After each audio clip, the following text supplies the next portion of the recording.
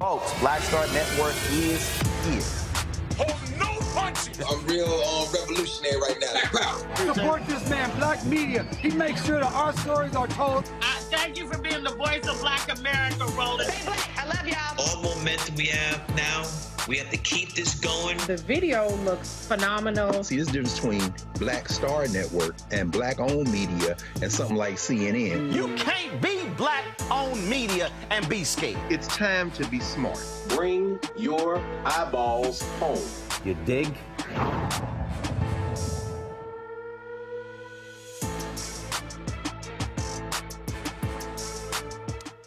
Today is Friday, October 4th, 2024. Coming up on Roland Martin Unfiltered, streaming live on the Black Star Network. Vice President Kamala Harris is in Flint, Michigan as we speak. There's a lot we're going to cover, including the jobs report. But right now, Hall of Famer Irvin Magic Johnson is introducing her. Let's go live to Flint, Michigan. That's number one.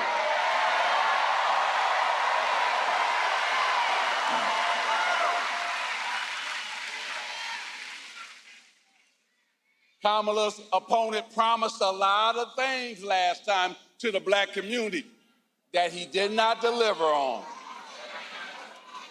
And we got to make sure we help black men understand that. So that's why I'm here, to make sure I help black men understand. First, get out and vote, and then vote for the next president of the United States, Kamala Harris.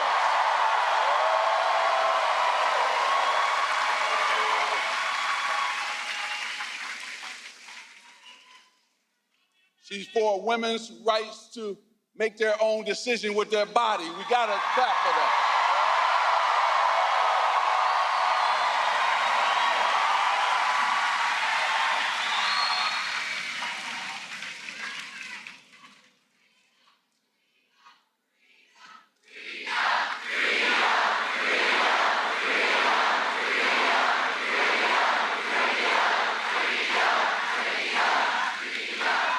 Now, I'm about to bring her out because you came to hear her. You had some great speakers here. I see the UAW president. I was really blown away because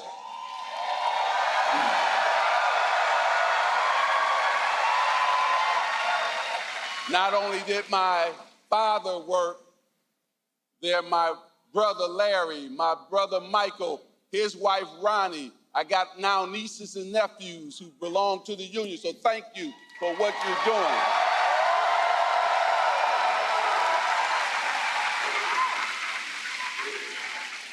She's always been for labor and union. Kamala Harris has always been for labor and union. And that's never going to change. Now, this is the year for women. Hold on. We just saw what Mexico did. Elected its first woman president ever.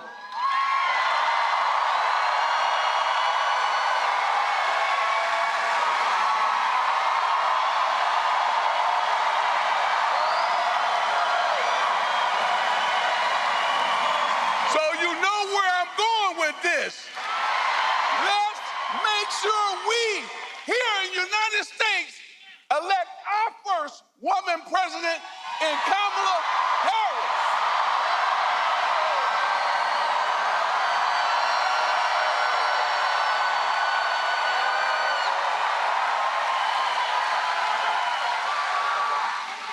Thank you, Michigan, for allowing me to come home. I always love coming home. But the main thing here is we gotta do a lot of work before November the 5th to elect Kamala Harris as our next president of the United States. So please, we're gonna be motivated when you leave here, but let's go to work. When we fight, when we vote, God bless you. Thank you.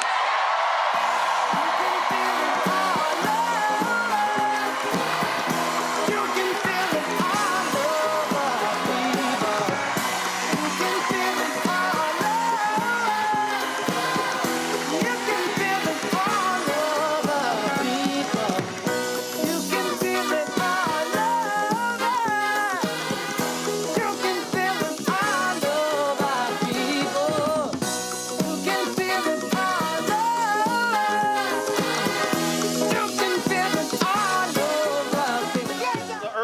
Magic Johnson, native of Michigan, a star at Michigan State University, led them to a national championship. Then, of course, a winner with the Los Angeles Lakers.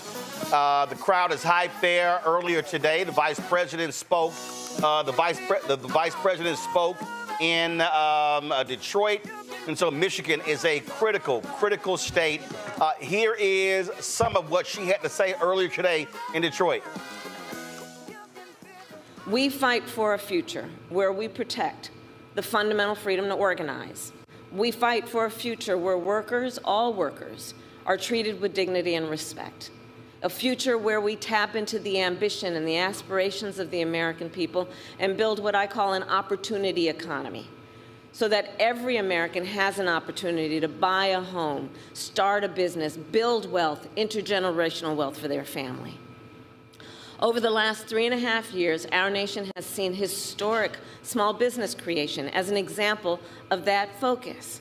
In Michigan alone, we have seen more than 500,000 new small business applications.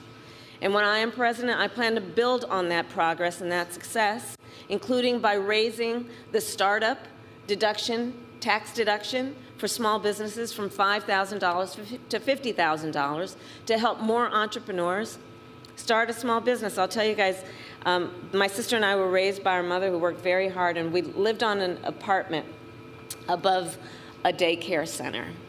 And it was run by and owned by the woman that we called our second mother, who lived 2 houses down. She was a small business owner, and her name was Mich. And I grew up as a child knowing about who our small businesses are, right? They're leaders in the community, they're civic leaders, they hire locally, they train. And so that's one of the reasons I'm focused on small businesses, as part of how we lift up the middle class in America's economy. We need to also build more housing in America. Housing is too expensive. My mother saved up for years until I was a teenager when she was able to buy our first home. And right now we have a serious housing shortage in America, and that's part of what is driving up costs. And so we're going to cut red tape. We're going to work with the private sector, and we'll build 3 million new homes by the end of my first term.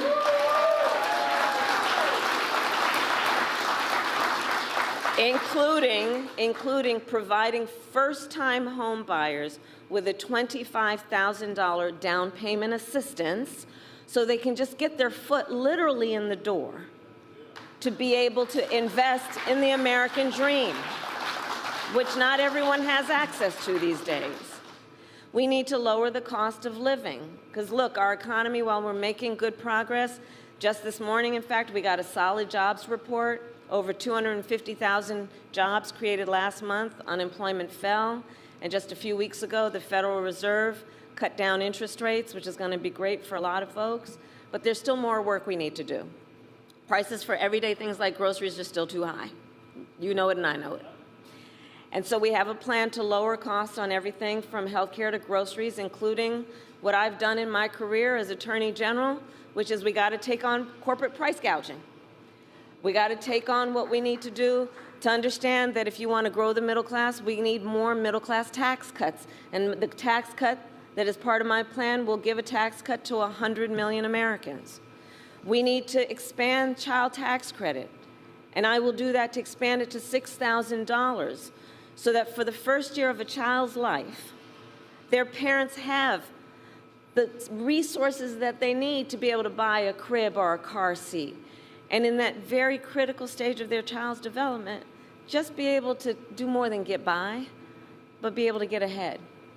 And I say all this to say, I will always put the middle class and working families first. I come from the middle class, and I will never forget where I come from. I will never forget where I come from.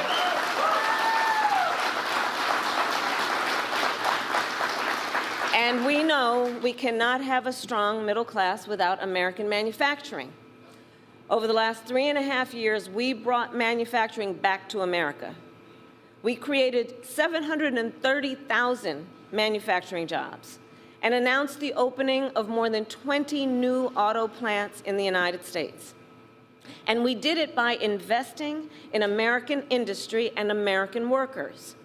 And I want to make sure that America, not China, wins the competition for the 21st century.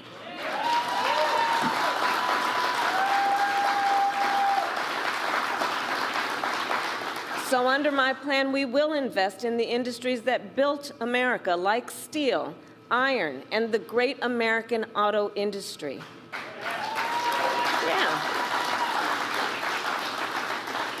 So we can ensure that the next generation of breakthroughs, from advanced batteries to electric vehicles, are not only invented but built right here in America by American union workers. Oh, shit. Hold on.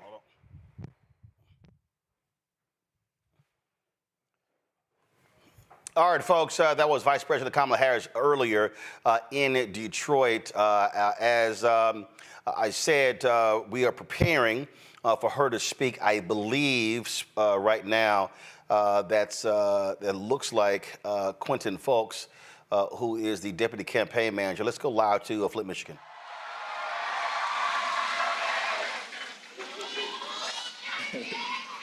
So, 18 years ago, I hired in the shop. So, and the benefits that the UAW has given me and my family has been a tremendous help. And it's been a wonderful blessing for me and my wife, Tashara, to raise me and my two kids, Eric Jr. Yeah, that's actually, apologies, that was a UAW worker who was speaking earlier. We did get a chance to speak with Quentin Folks, who is the Deputy Campaign Manager. We will, of course, show that to you. But right now, though, while he is introducing Vice President Kamala Harris, I want to show you this ad that the Lincoln Project put out working with actor Wendell Pierce. Really, really strong ad. So let's go ahead, guys, if y'all can set that up, and let's roll it. The story of being black in America is filled with never-ending chapters of challenge. Driving while black, banking while black, parenting while black. But what about voting while black? They always tell you this election will be different, and it rarely is. So many promises made. Promises of economic justice and social equity that never quite make it to your pocket or your porch. But this election, there really is only one choice. This time, she is the choice. Now I know you're thinking I've never voted for a woman and I'm not gonna start now. Ask yourself, why not? And maybe you'll find it's not about her, it's about you. What you want for your family, for your future. Because if you vote for what you want, the choice becomes clear. It's Kamala. Listen to your gut. Your heart is telling you that Kamala Harris is the right person for the job. It's time for courage, for boldness. It's time to come together for change. It's time to be a man. Vote for a woman.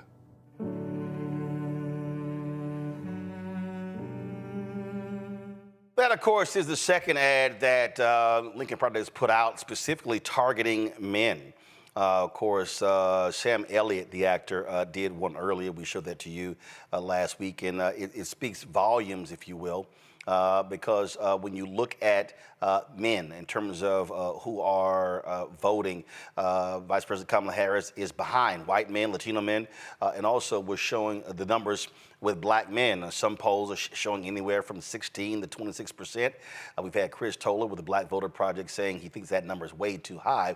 But the campaign recognizes it is an issue that they actually have to deal with. And so, you know, we were talking to Chris just the other day, and one of the things we were talking about is that historically what the numbers actually show when it comes to black men voting in these various elections. And it also goes to show you what these numbers look like in terms of historically.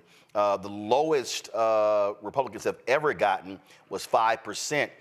in 2008 when President Barack Obama ran. And so, again, this is an issue that the campaign really has been confronting, has really been dealing with. So this is the chart right here.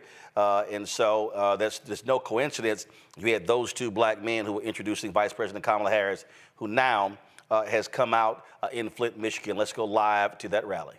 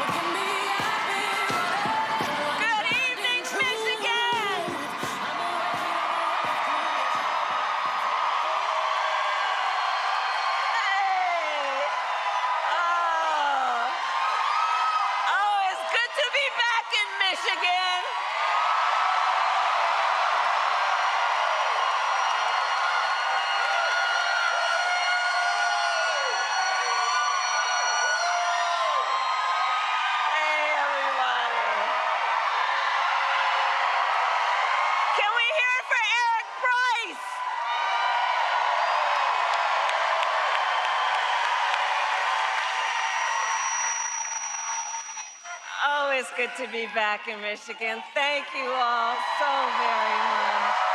Thank you. Thank you so very much. And Eric Price, thank you for your leadership of UAW 651 and all the work that you do. And I want to thank all the leaders who are here. We got thousands of leaders who are here. And I thank you. Including all our friends in labor, Sean Fain, April Barrett, all of the incredible elected leaders, starting with the Governor Whitmer, who is amazing and is my friend, my dear friend, Mayor Neely, Senator Stabenow, Senator Peters, Representative Slotkin, who we will elect to the United States Senate.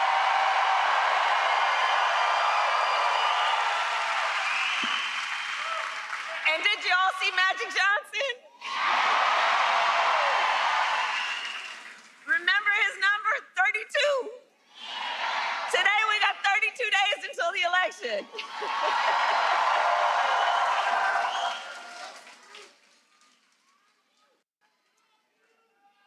So 32 days. 32 days. Okay, we got some business to do. All right. 32 days. And we know we will do it.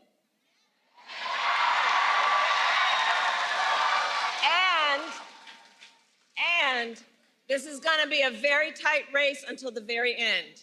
This is going to be a very tight race until the very end. We are the underdog, and we know we have some hard work ahead.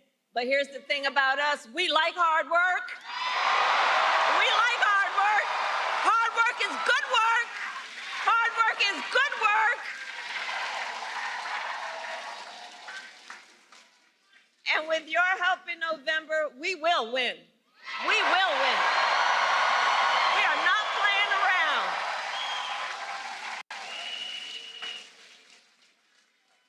So listen, we know this election is about two very different visions for our nation. One focused on the past, and ours, which is focused on the future. We are fighting for a future where we tap into the ambitions and the aspirations of the American people and build what I call an opportunity economy, so every American has an opportunity to own a home, build wealth, start a business.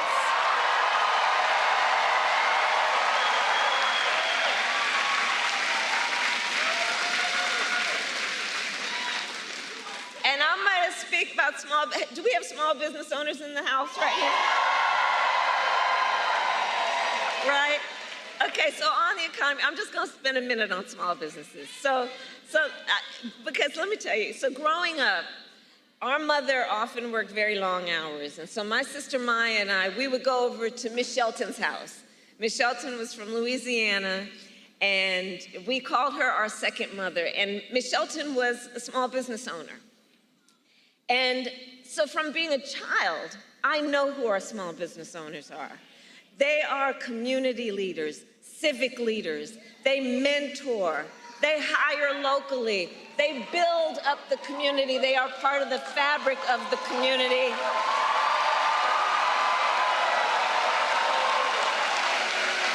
And small business owners are the backbone of America's economy.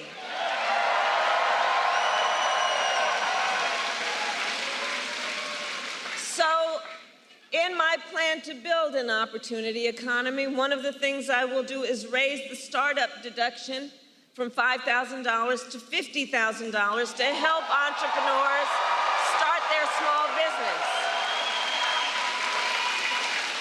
You heard Eric talk about it. We need to build more housing in America. You know, my mother saved up for years to buy our first homes. I was a teenager by the time she saved up enough to do that. And right now we know there's a serious housing shortage in our country, and it is part of what is driving up costs. So we will cut the red tape and work with the private sector to build 3 million new homes and provide first-time home buyers with a $25,000 down payment assistance so you can just literally get your foot in the door and you'll handle the rest. We need to lower the cost of living. Look, our economy is making good progress. Just this morning, we got a solid jobs report, right?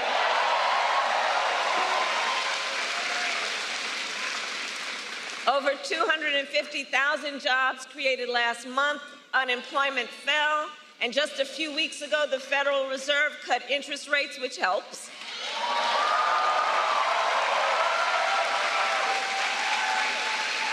But there's still more we need to do. Prices for everyday things like groceries are still too high. You know it and I know it. And I have a plan on lowering costs on everything from healthcare to groceries, including taking on corporate price gouging.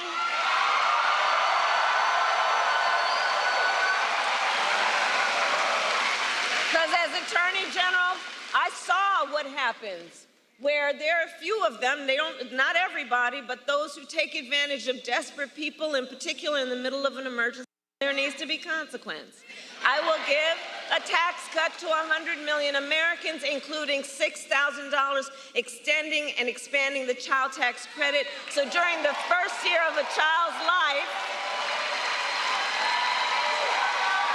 young parents have the support they need to be able to buy a car seat, to buy a crib, to take care of their child during that first year of their life, knowing it's about setting them on a path to do everything they have a natural desire to do. And look, I say all this to say, I will always put the middle class and working families first. I come from the middle class, and I will never forget where I come from. I will never forget where I come from.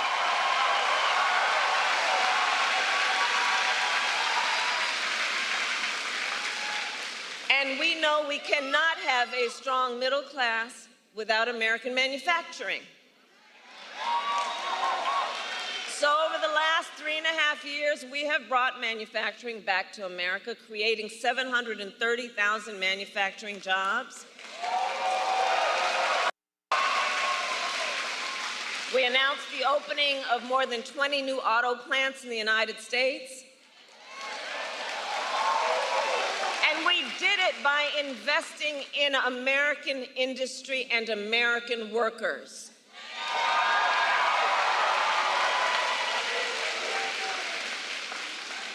And I will make sure that America, not China, wins the competition for the 21st century.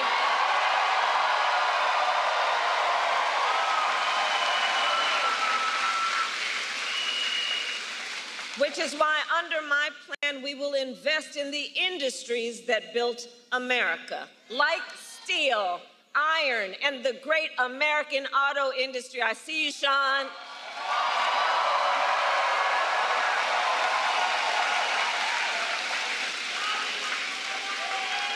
And we will ensure that the next generation of breakthroughs, from advanced batteries to electric vehicles, are not only invented but built right here in America by American union workers.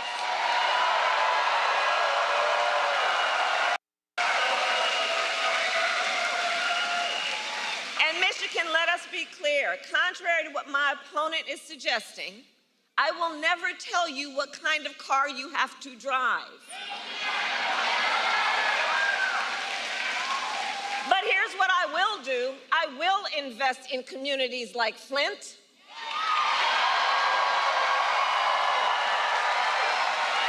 Flint, which helped build the auto industry and the UAW.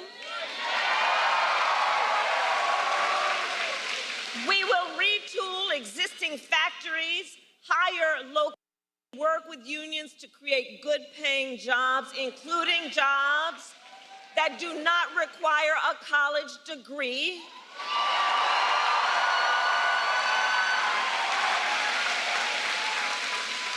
Because we understand a college degree is not the only measure of whether a worker has skills and experience to get the job done.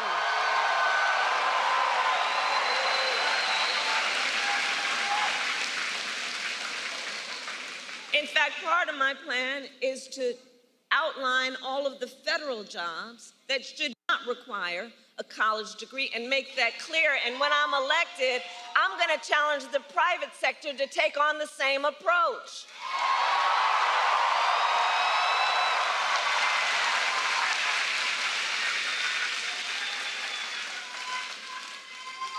And then there's Donald Trump.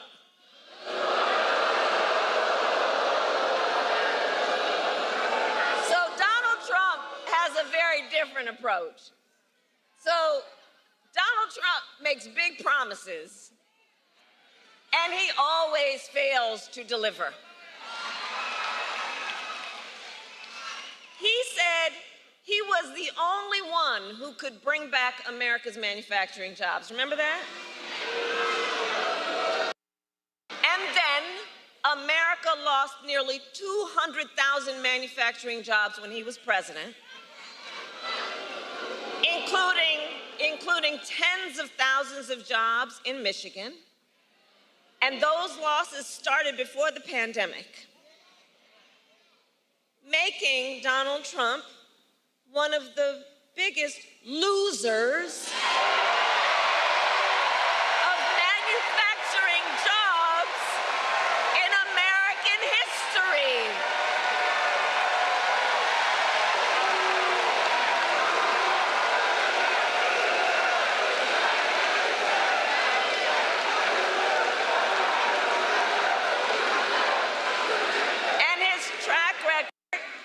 The auto industry was a disaster. He promised workers in Warren that the auto industry would, I'll quote, not lose one plant during his presidency. And then American automakers announced the closure of 6 auto plants when he was president. We need a medic over here. We need a medic over here. Right here.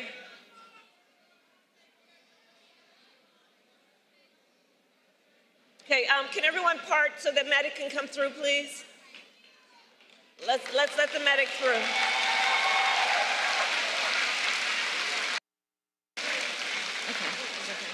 Okay. Okay. He's okay. All right. We're good. We got each other. Good.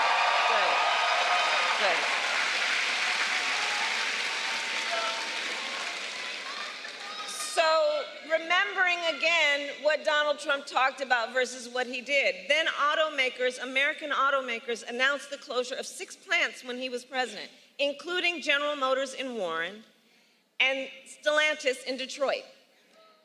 thousands of Michigan auto workers lost their jobs. And when it came to building the cars of the future, Donald Trump sat on the sidelines and let China dominate. And then he talks down to American workers, saying we can't compete with Chinese workers.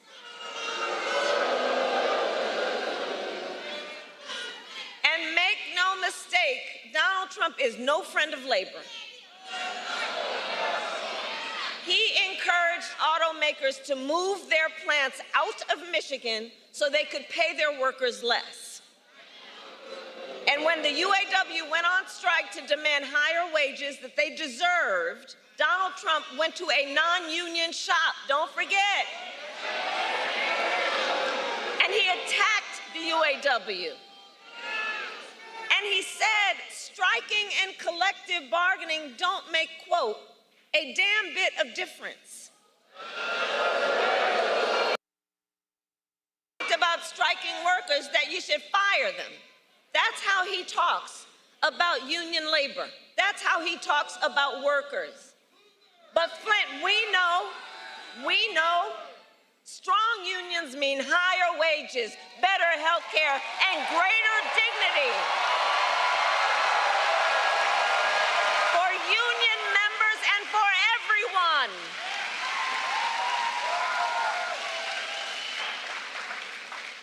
And on top of all of that, Donald Trump signed a $2 trillion tax cut that mostly went to the wealthy and big corporations, not to working people.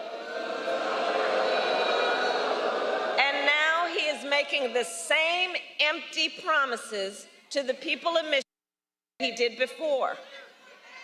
But we will not be fooled. We will not be gaslighted.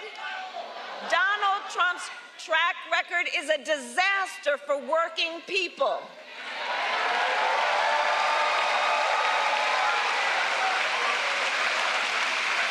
And if he wins again, it will be more of the same. Check this out. 2 days ago, his running mate, maybe, no, but how about that Tim Walz, by the way?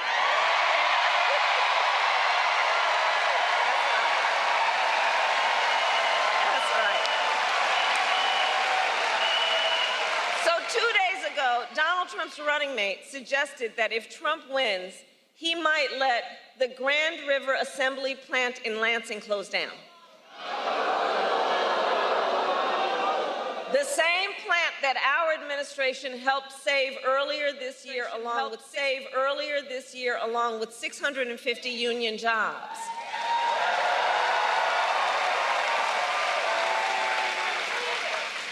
Michigan, we together fought hard for those jobs, and you deserve a president who won't put them at risk.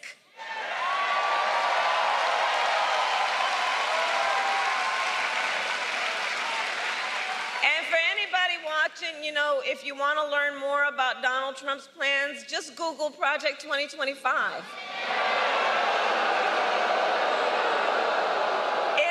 Detailed and dangerous blueprint for what he will do if he is elected president. Donald Trump will give billionaires and corporations massive tax cuts, attack unions, cut Social Security and Medicare, and impose a Trump sales tax, a 20% tax on everyday basic necessities, which will cost the average family nearly $4,000 a year. And on top of all this, Donald Trump intends to end the Affordable Care Act. Even after he tried to repeal it time and time again when he was president, and still has no plan to replace it. You watched the debate. You watched the debate. You saw that.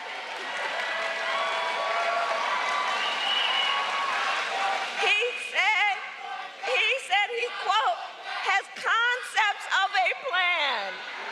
Concepts. No, you know, I have said that I do believe he is an unserious man.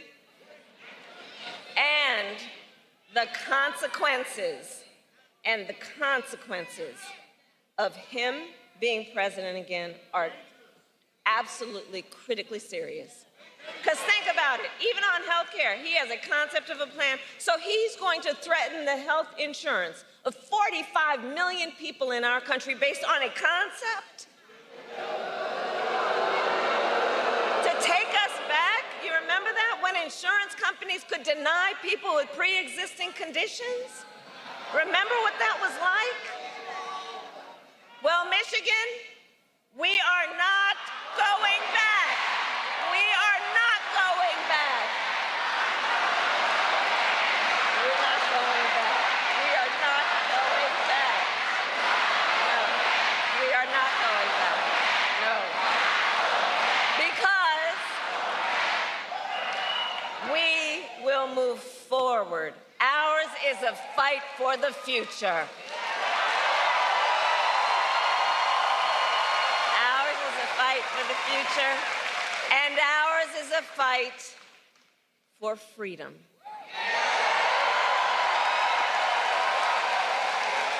Like the fundamental freedom of a woman to make decisions about her own body and not have her government tell her what to do.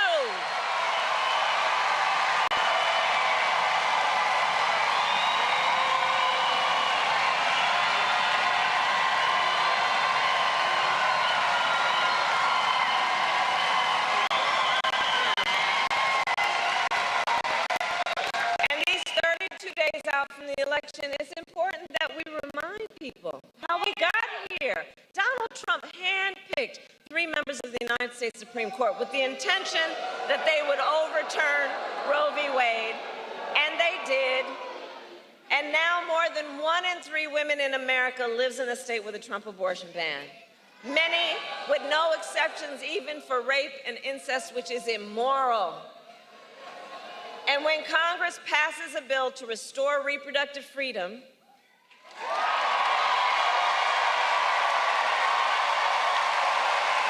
as President of the United States, I will proudly sign it into law. Proudly.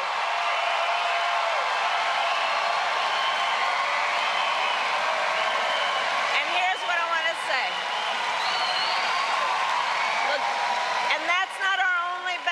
Across our nation, we are witnessing a full-on assault on other hard-fought, hard-won freedoms and rights, like the freedom to vote, the freedom to be safe from gun violence, the freedom to join a union,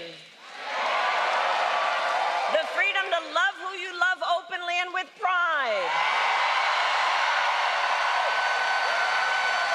and the freedom to breathe clean air and drink clean water. Flint, you know all too well, Flint, that clean water should be a right for everyone, not just for the people who can afford it. And as president, I will continue to work with communities like Flint to ensure you not only have clean water, but the opportunity to recover economically and thrive.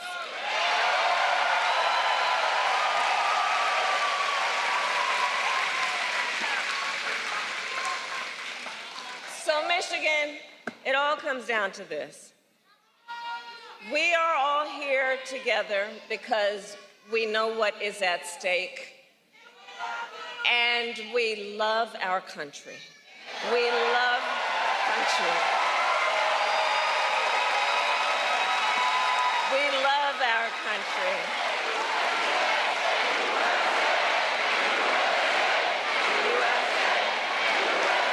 We love our country. And because we love our country, we know it is one of the highest forms of patriotism to then fight for the ideals of our country and to fight to realize the promise of America. That's what this is about. That's what this is about.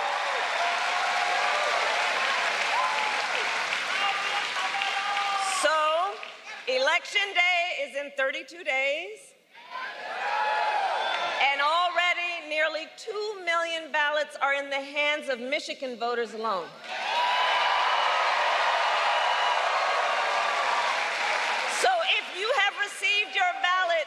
do not wait.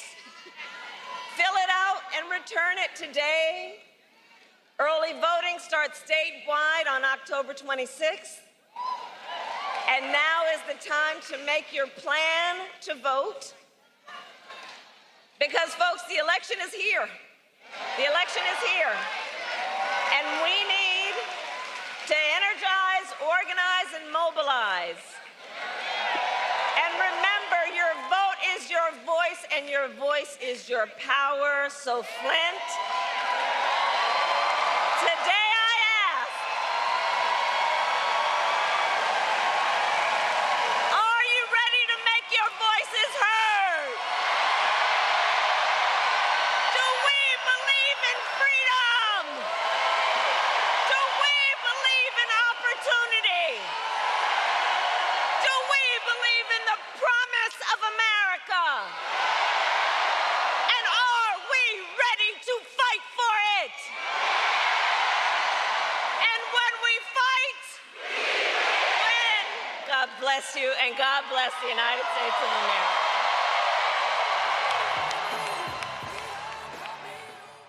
Folks, that's Vice President Kamala Harris finishing her rally there in Flint, Michigan earlier today.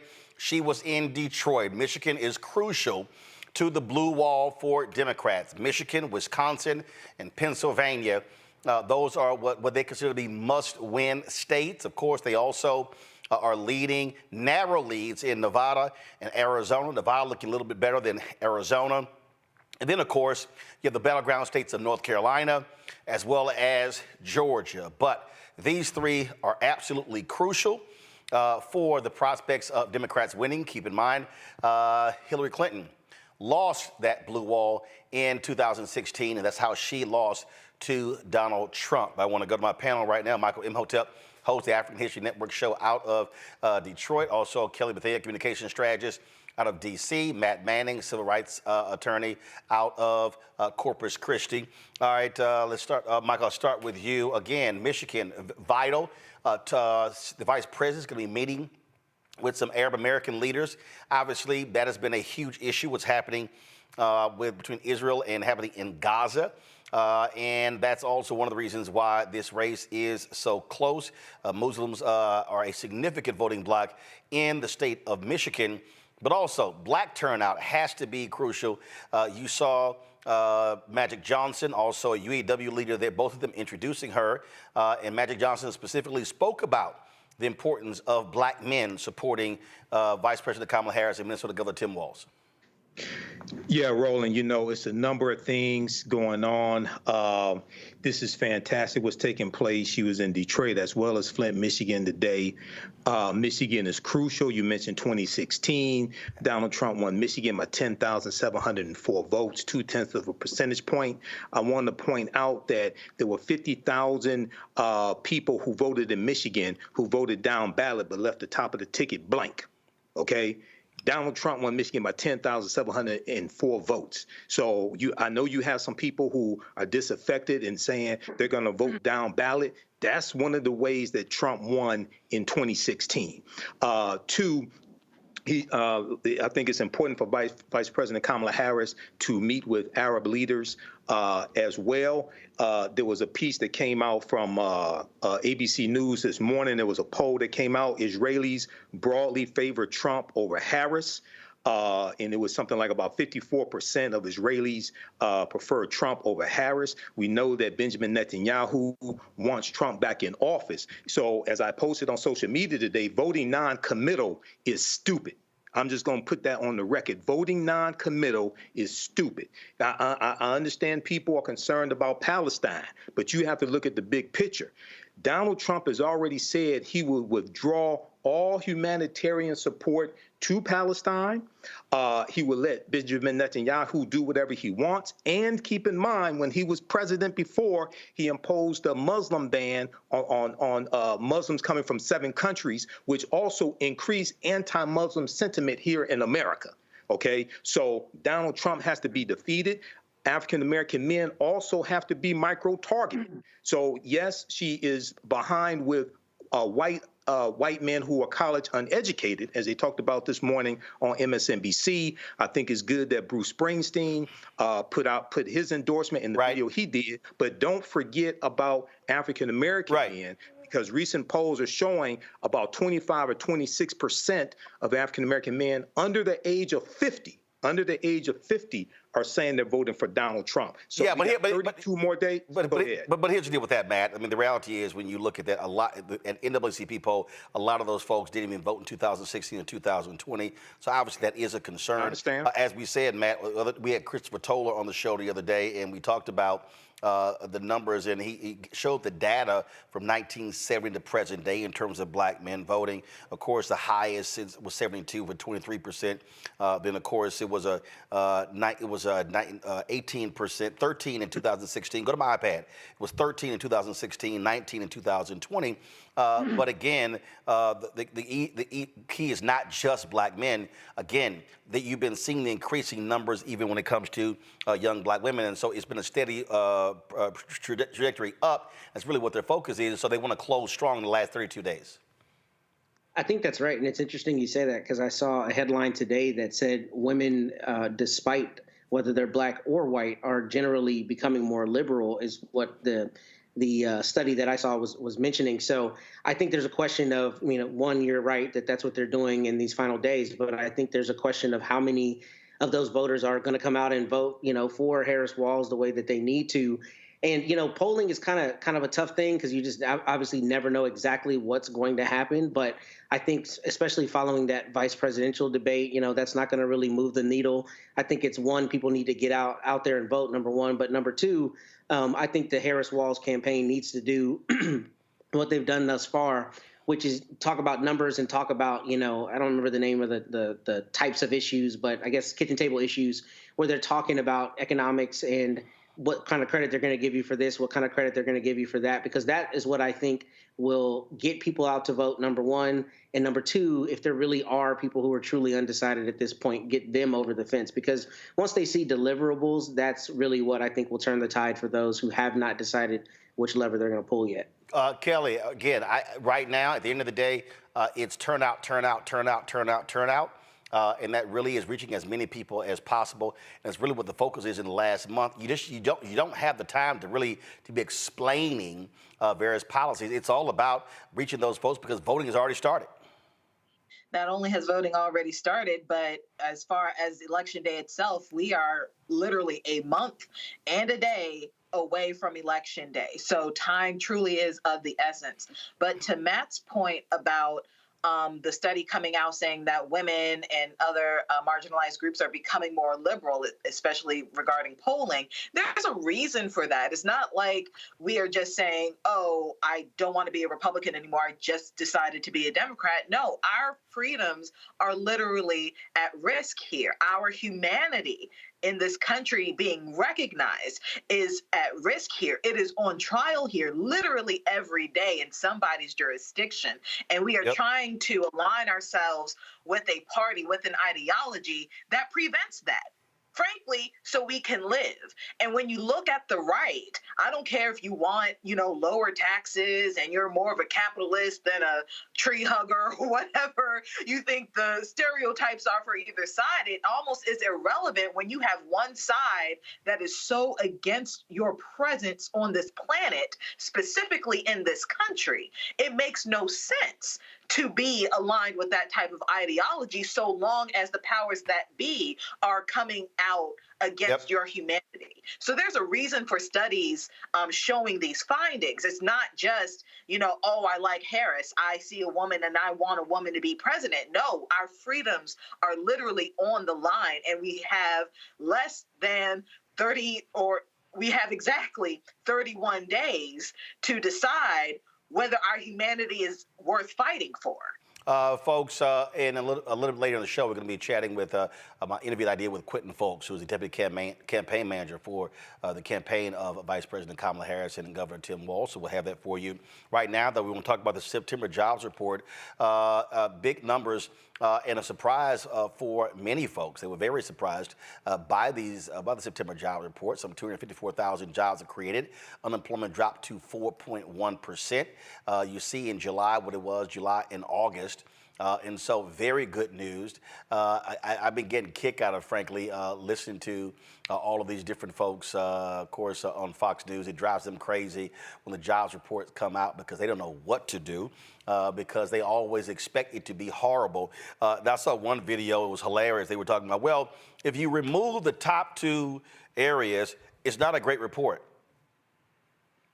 Dr. Walter Kimbrough had a great one. He said, that's like saying if you remove all the losses from we had in the football season, wow, we had an undefeated season.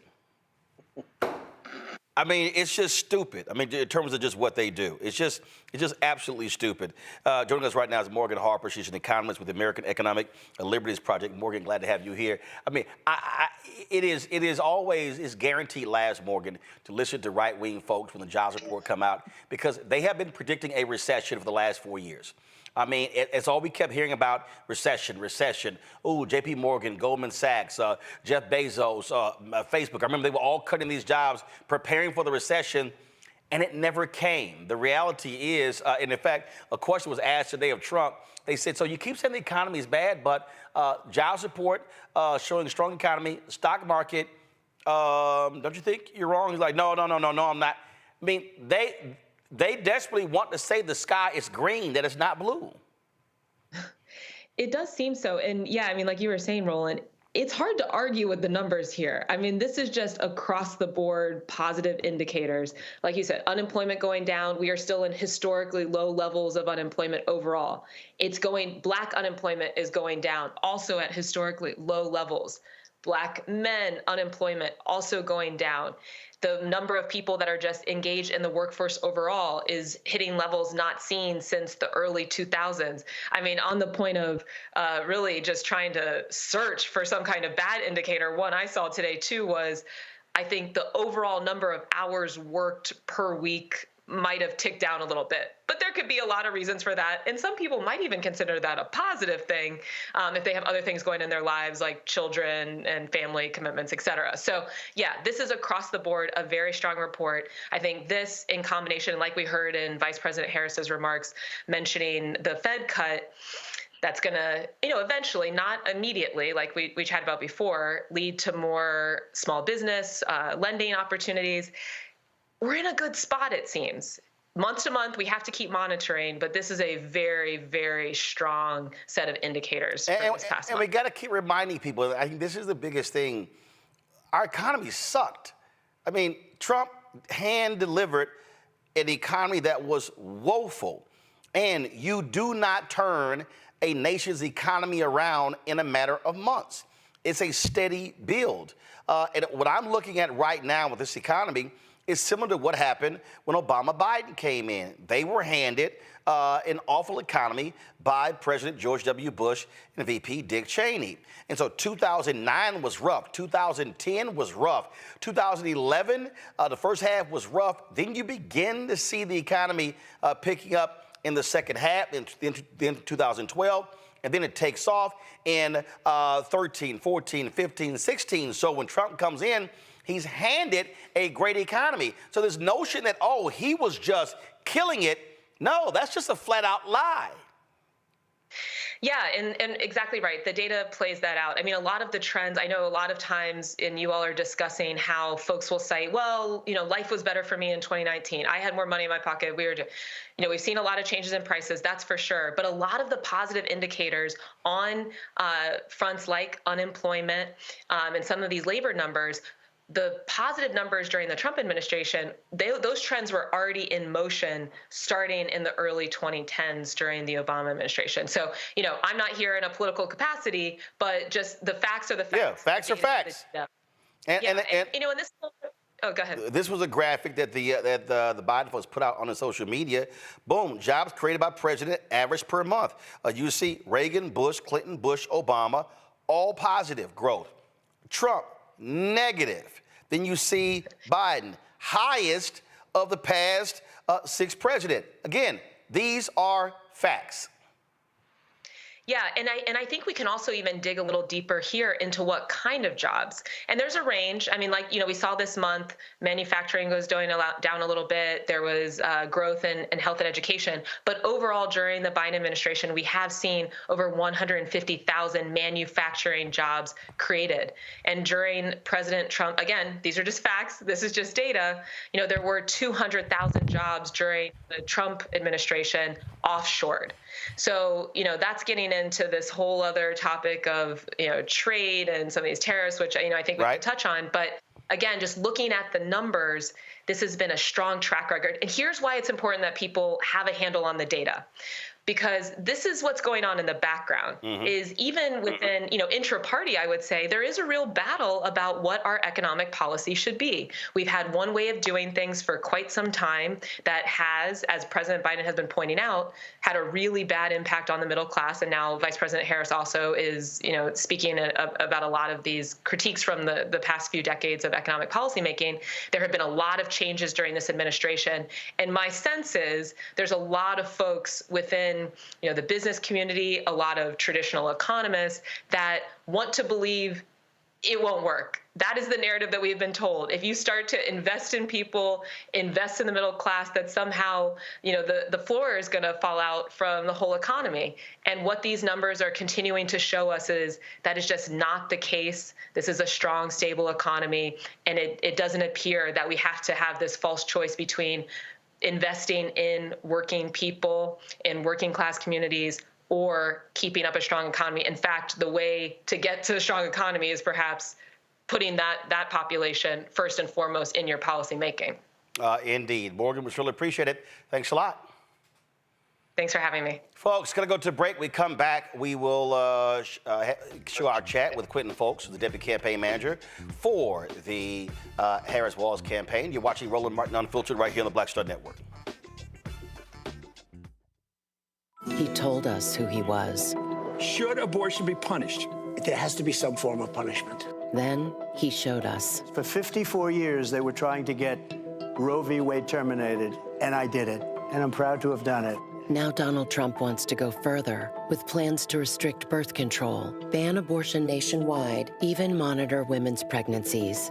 We know who Donald Trump is. He'll take control. We'll pay the price. I'm Kamala Harris, and I approve this message. In 2016, Donald Trump said he would choose only the best people to work in his White House. Now those people have a warning for America. Trump is not fit to be president again. Here's his vice president. Anyone who puts himself over the Constitution should never be president of the United States. It should come as no surprise that I will not be endorsing Donald Trump this year. His defense secretary. Do you think Trump can be trusted with the nation's secrets ever again? No. I mean, it's just irresponsible action that places our service members at risk, places our nation's security at risk. His national security advisor. Donald Trump will cause a lot of damage. The only thing he cares about is Donald Trump. And the nation's highest-ranking military officer. We don't take an oath to a king or a queen or to a tyrant or a dictator. And we don't take an oath to a wannabe dictator. Take it from the people who knew him best. Donald Trump is a danger to our troops and our democracy. We can't let him lead our country again. I'm Kamala Harris, and I approve this message. I get it. The cost of rent, groceries, and utilities is too high. So here's what we're going to do about it. We will lower housing costs by building more homes and crack down on landlords who are charging too much. We will lower your food and grocery bills by going after price gougers who are keeping the cost of everyday goods too high. I'm Kamala Harris, and I approve this message because you work hard for your paycheck. You should get to keep more of it. As president, I'll make that my top priority. Bob and I both voted for Donald Trump. I voted for him twice. I won't vote for him again. January 6th was a wake-up call for me. Donald Trump divides people. We've already seen what he has to bring. He didn't do anything to help us. Kamala Harris, she cares about the American people. I think she's got the wherewithal to make a difference. I've never voted for a Democrat. Yes, we're both lifelong Republicans. The choice is very simple. I'm voting for Kamala. I am voting for Kamala Harris. I IVF is a miracle for us because it allowed us to have our family. After having my daughter, I wanted more children, but my embryo transfer was canceled 8 days before the procedure. Donald Trump overturning Roe v. Wade stopped us from growing the family that we wanted. I don't want politicians telling me how or when I can have a baby. We need a president that will protect our rights, and that's Kamala Harris. I'm Kamala Harris, and I approve this message. This is Reggie Rock-Byford. You're watching Roland Martin, unfiltered, uncut, unplugged, and undamn believable. You hear me?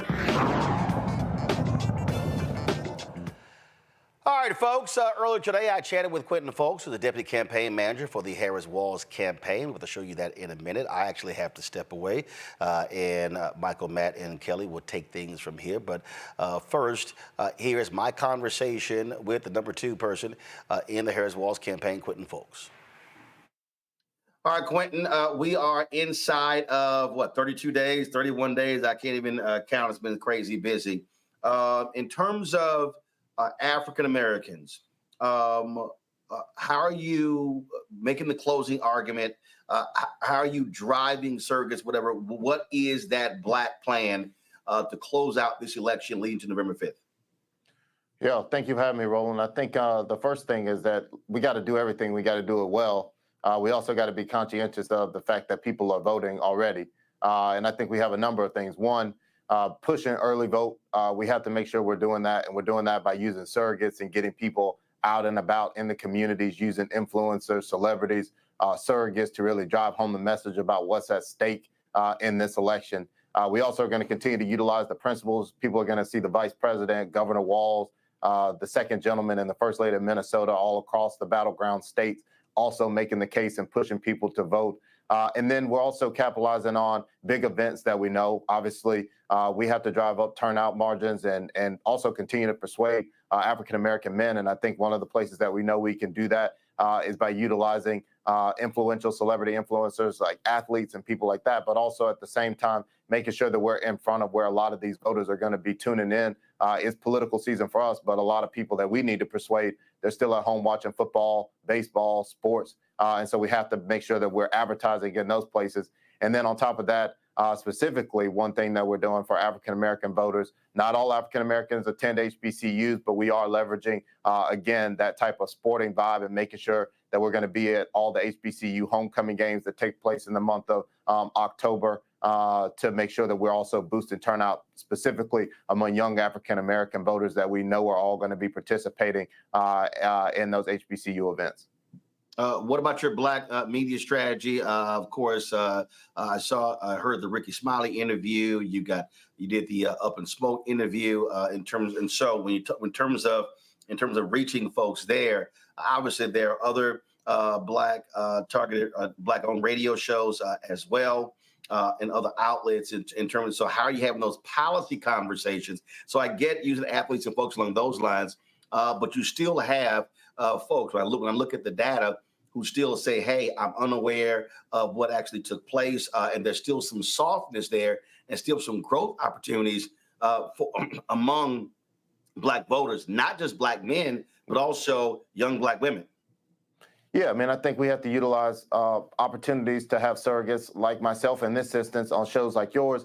We've seen the vice president attend a lot of these, but I think really drilling down, as you said, into the policy about what's at stake and about what the vice president wants to do. I think we have to go right at it. In some instances, I think it's sort of breaking down sort of stigmas and thought processes about what Donald Trump offered the Black community and deal with that. But above and beyond that, it's also about what the vice president wants to do in her plans. And so when we talk about things like making costs more affordable, we know African Americans spend more on groceries. The vice president has a plan to stop price gouging, not based on supply and demand, but based on people just raising costs. When it comes to sort of rent and mortgage affordability, the vice president is continuing to make sure she is putting forward building more affordable homes through private and public partnerships, which will, one, create more jobs, but two, also lower the cost of rent and mortgages in the country by having more affordable housing.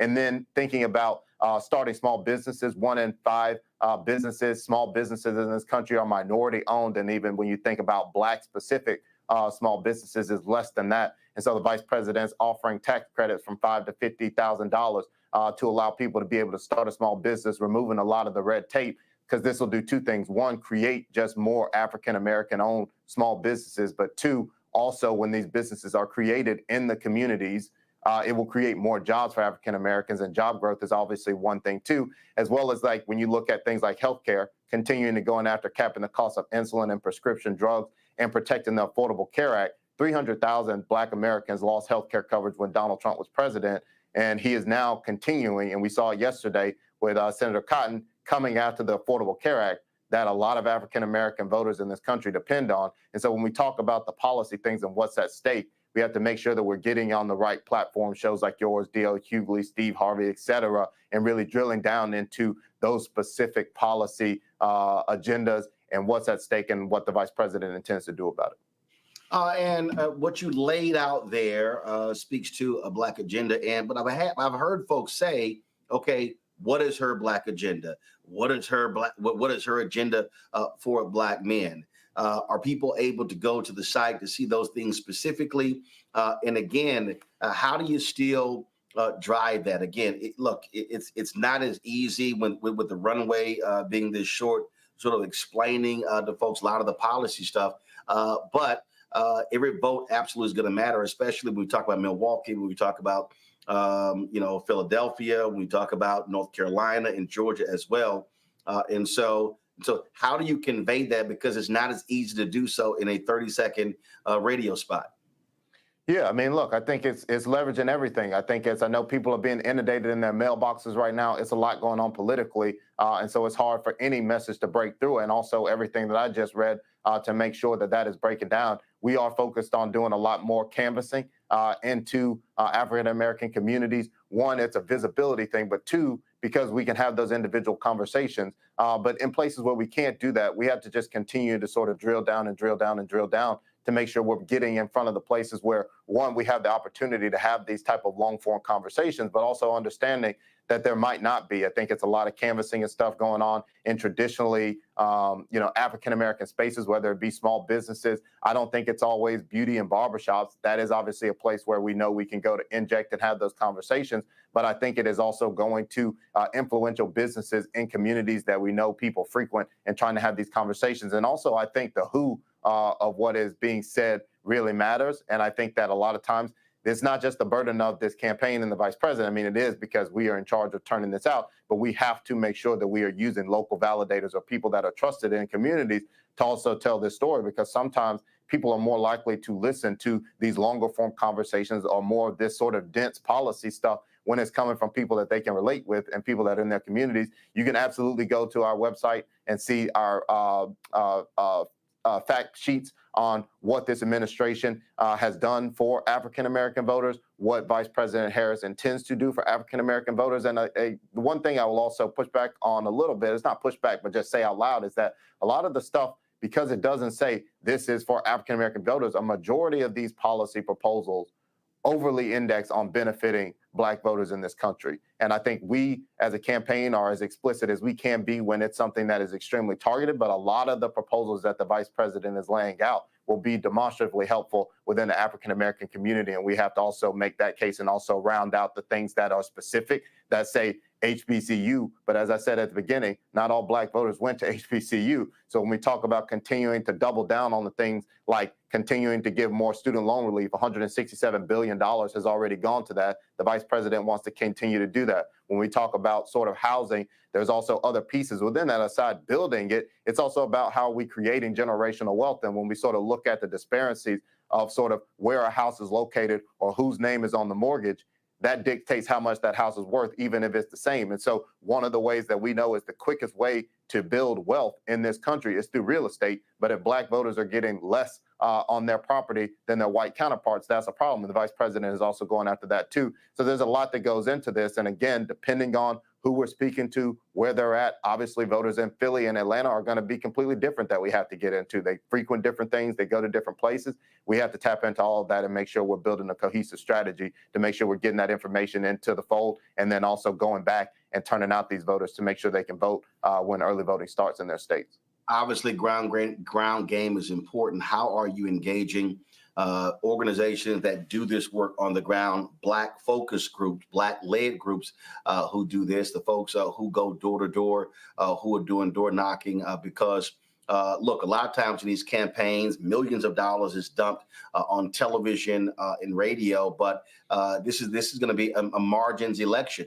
And so turning out, taking up voting in a precinct by 50% could be the difference between winning and losing. And so let's talk about a ground game, specifically targeting African Americans. Are you driving rural North Carolina, especially eastern North Carolina, rural Georgia as well? Yeah, so I mean, one, when you look at those two states in particular, Georgia and North Carolina, just because you mentioned them, about a quarter of African American registered voters in both of those states live in rural communities. And I've been really big on this because I think it really, really matters. I think the rural Black community gets left out a lot. And when we talk about some of these things, when Democrats don't take advantage of it, one of the things is like payments to Black farmers that, like, honestly, the Biden-Harris administration got that money. And then in states like Georgia, Governor Kemp held up and then doles out when he sees fit.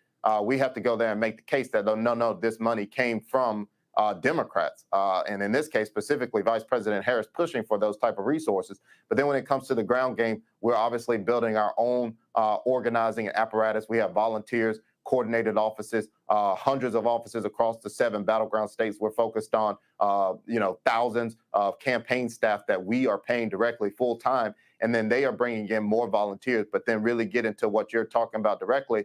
Campaigns given over $20 million to grant organizations that are mostly C4s that are focused on doing a lot of this work that is specifically going at it, whether it be targeting African-American men. And some of the things are a bit different. Obviously, we can't be overly partisan when we are paying or are giving grants to groups that are focused on voter registration. But we do that because obviously we feel like the more people vote and the more people turn out, that generally bodes well for Democrats. And if you are involved in sort of being able to register a voter, the likelihood that you can convince them to turn out to vote. And so there are groups that are focused specifically on making sure that Black men, Black women, younger African-American men are registered to vote. And then on the flip side, there's also those groups out there that are just doing that sort of hardcore persuasion messaging, which is talking about that policy, talking about what's at stake, talking about the danger and the threat and the risk of Donald Trump for a second term. And we are giving resources to those organizations to do that beyond what we are just doing and building organically with volunteers and paid staff ourselves on the campaign side of things.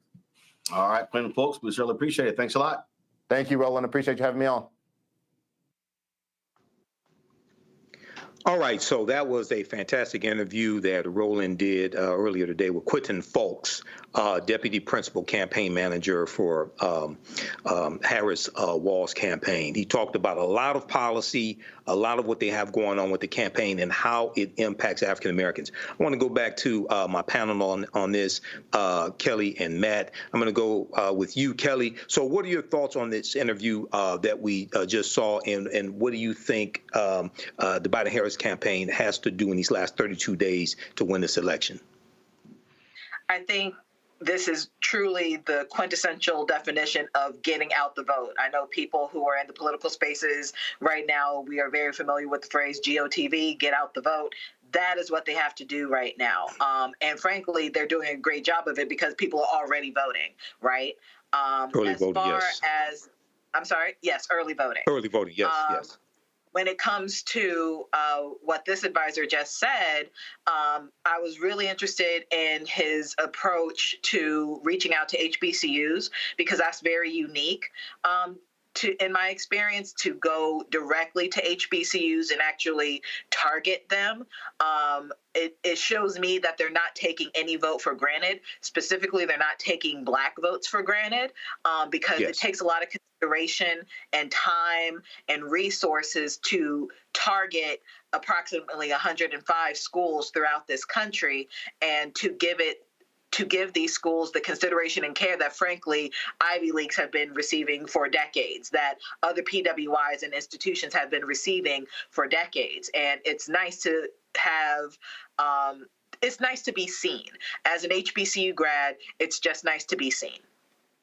Right, yeah. On the tour that's going on right now, I think they're hitting 7 HBCUs, if I remember correctly. There's an article from rollingout.com, but that's critical. That's building on top of the tour that was done last year that Vice President Kamala Harris went on last year to HBCUs. Matt, before we have to end this segment, what were your thoughts?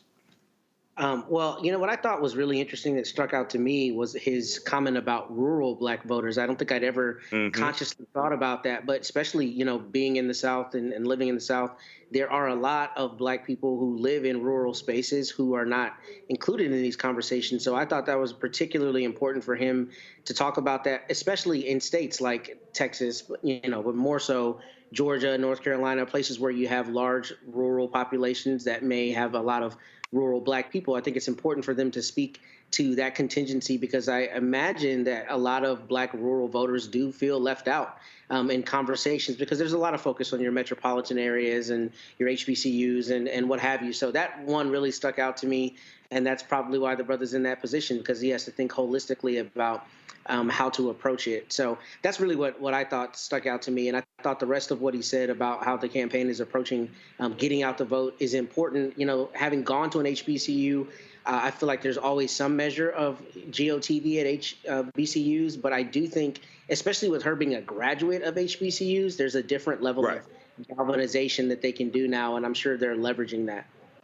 Absolutely. Well, everybody keep in mind, HBCUs got $17 billion from the Biden-Harris administration. That's a record amount of funding. That doesn't just impact the people who go to HBCUs, that impacts the communities around them and the families that these students come from. Something that really stuck out to me, 300,000 African Americans lost health care under Donald Trump. Now, this is the same man, and J.D. Vance, I don't know what type of class or training J.D. Vance took to be able to lie so much and keep a straight face when he does this. But at the debate on Tuesday night, he lied and said that Donald Trump saved the Affordable Health Care Act. Donald Trump put together a coalition to save the Affordable Health Care Act. No, Republicans tried to repeal the Affordable Health Care Act about 60 times, and Donald Trump antagonized and still ridicules Senator John McCain for giving a thumbs down vote that saved the Affordable Health Care Act. Not only that, it's important for people to really understand the power that a president has without even going to Congress. Donald Trump cut the funding for the advertising for the Affordable Health Care Act by 90%, and he reduced the amount of time for open enrollment by 50%. He cut it from 90 days to 45 days to reduce the number of people who enrolled in it. And now he's talking about, once again, repealing the Affordable Health Care Act, and he has nothing viable to replace it with. Also, Quentin Folks talked about policy. He talked over and over about various policies and how it impacts African Americans. And I think that's really, really important in talking to African American men who may have voted in 2020 because they wanted to get rid of Trump, but now they're saying they're not sure if they're going to vote. What are your thoughts about that, Matt, actually communicating policy and how policy impacts African American men and African Americans? Well, I think that's indispensable, and I think it's necessary because at the end of the day, people need to feel like there's some measure of deliverables, right, coming from their government. I was talking to an investigator related to a case of mine the other day, and we were talking about politics, and he said, look, too many people focus on the federal system. We need to talk about the locals because that's who's actually filling your pothole. But in my conversation with him, as to make it germane to this, a lot of what he focused on was what is the politician going to do for me? What is the deliverable going to be? So to that extent, Roland said earlier, he didn't think they needed to talk about policy at a certain level of granularity. And I think at a certain point, that's right, because you're so close to the finish line. You just got to get people there to vote. But what would make me encouraged to vote if I were on the fence would be just in balance. Who is going to measurably affect my life and how do they intend to do that? And that's what I think the purpose of policies are, because you can say, we recognize this problem, we have a solution for that problem. And I think healthcare is the best example of that, because our healthcare system is broken. And if you don't have politicians do that, they're missing the issue. And I hate to wrap up this segment, but we have to do that. Roland Martin Unfiltered will be right back after this break. You're watching the Black Star Network. of 100 Republicans who worked in national security for Presidents Reagan, both Bushes, and for President Trump, now endorsing Harris for president. She came up as a prosecutor, an attorney general, into the Senate. She has the kind of character that's going to be necessary in the presidency. Vice President Harris is standing in the breach at a critical moment in our nation's history. We have a shared commitment as Americans to do what's right for this country. This year, I am proudly casting my vote for Vice President Kamala Harris. Former generals, secretaries of defense, secretaries of the Army, Navy, and Air Force, CIA directors, and National Security Council leaders under Democratic and Republican presidents, Republican members of Congress, and even former Trump administration officials agree there's only one candidate fit to lead our nation, and that's Kamala Harris. I'm Kamala Harris, and I approve this message. Kamala Harris has never backed down from a challenge. She put cartel members and drug traffickers behind bars, and she will secure our border. Here's her plan: hire thousands more border agents, enforce the law and step up technology, and stop fentanyl smuggling and human trafficking. We need a leader with a real plan to fix the border, and that's Kamala Harris. I'm Kamala Harris, and I approve this message. The overturning of Roe almost killed me. I had a blood clot in my uterus that caused my labor to have to be induced because of the overturn of Roe v. Wade. I wasn't able to get life-saving treatment sooner. I almost died. And that's because of the decision that Donald Trump made. I was able to get Roe v. Wade terminated, and I'm proud to have done it. The doctors and nurses were afraid that if they treated me in the incorrect way, that they would be prosecuted for that. And that's appalling. Donald Trump says that women should be punished. Do you believe in punishment for abortion? There has to be some form of punishment. For the woman? Yeah. I believe that women should have reproductive freedom to make the choices about their own bodies. 4 more years of Donald Trump means that women's rights will continue to be taken away one by one by one by one. This has to stop because women are dying. I'm Kamala Harris, and I approve this message. Here's a 78-year-old billionaire who has not stopped whining about his problems. Oh, she had a big crowd. Oh, the crowd. This weird obsession with crowd sizes. It just goes on and on and on.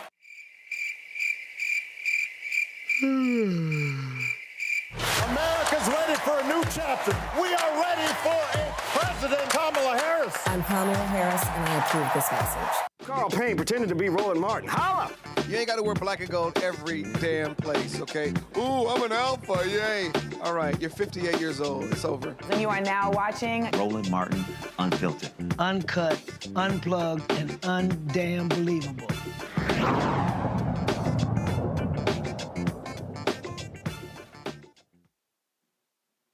The Black Voters Matter is committing $300,000 to the Divine Nine's Get Out the Vote initiative. The funding will target these 11 key states with a significant Black population to mobilize voters through direct contact, texting, and phone banking, and focusing on neighborhoods with high concentrations of Black voters. Cliff Albright, the co-founder of Black Voters Matter, is joining us now from North Carolina. Hey, Cliff, how you doing today? Hey, I'm good. How you doing? All right. Well, look, it's good to have you back. This is something fantastic. You know, as a member one of the Divine Nine, Phi Beta Sigma Fraternity Incorporated, I think this is something that's excellent. Black Voters Matter is committing $300,000 to this D9 Get Out the Vote effort. So, can you give us more information about this, and how did you all go about selecting the 11 states? Yeah, so this is a partnership that we've really been doing to different degrees ever since 2018, where we partnered with Divine Nine here in Georgia. Well, I'm actually in North Carolina right now, but in our home state of Georgia.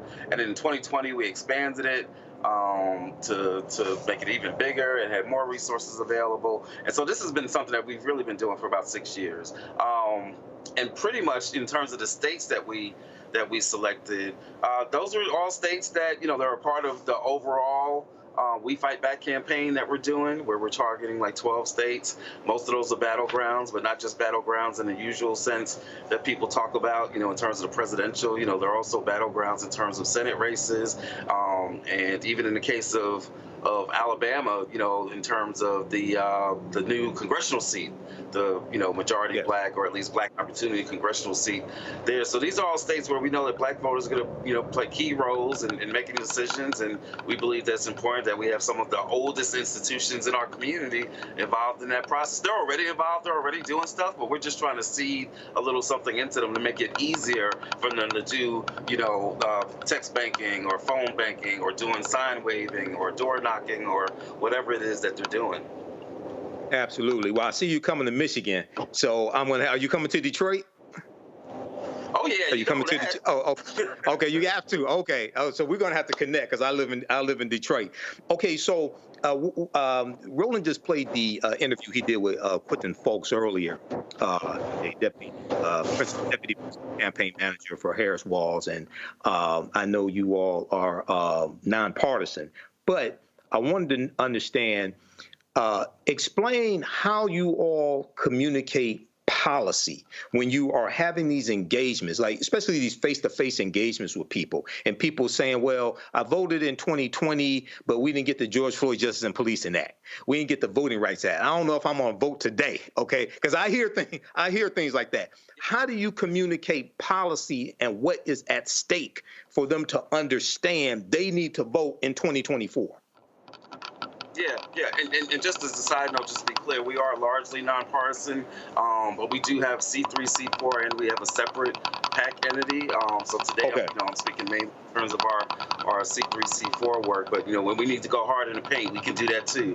But we actually just earlier today had one of those conversations that you talked about with sister that she voted in 2016 and was disillusioned, and and now she's like, I'm not seeing all the stuff that I want to see get done. And so we had that conversation a lot. And one of the things I said to her just literally today, no more than an hour or so ago, was, look, when we vote and we win some stuff and we get some power, guess what? We get some stuff done, right? And so we've been able to get some stuff done. We've been able to get student debt cancellation. We've been able to get infrastructure investment. We've been able to get a gun law, which wasn't the best or greatest gun law, but it's the first one in decades, and that means something to our communities, right?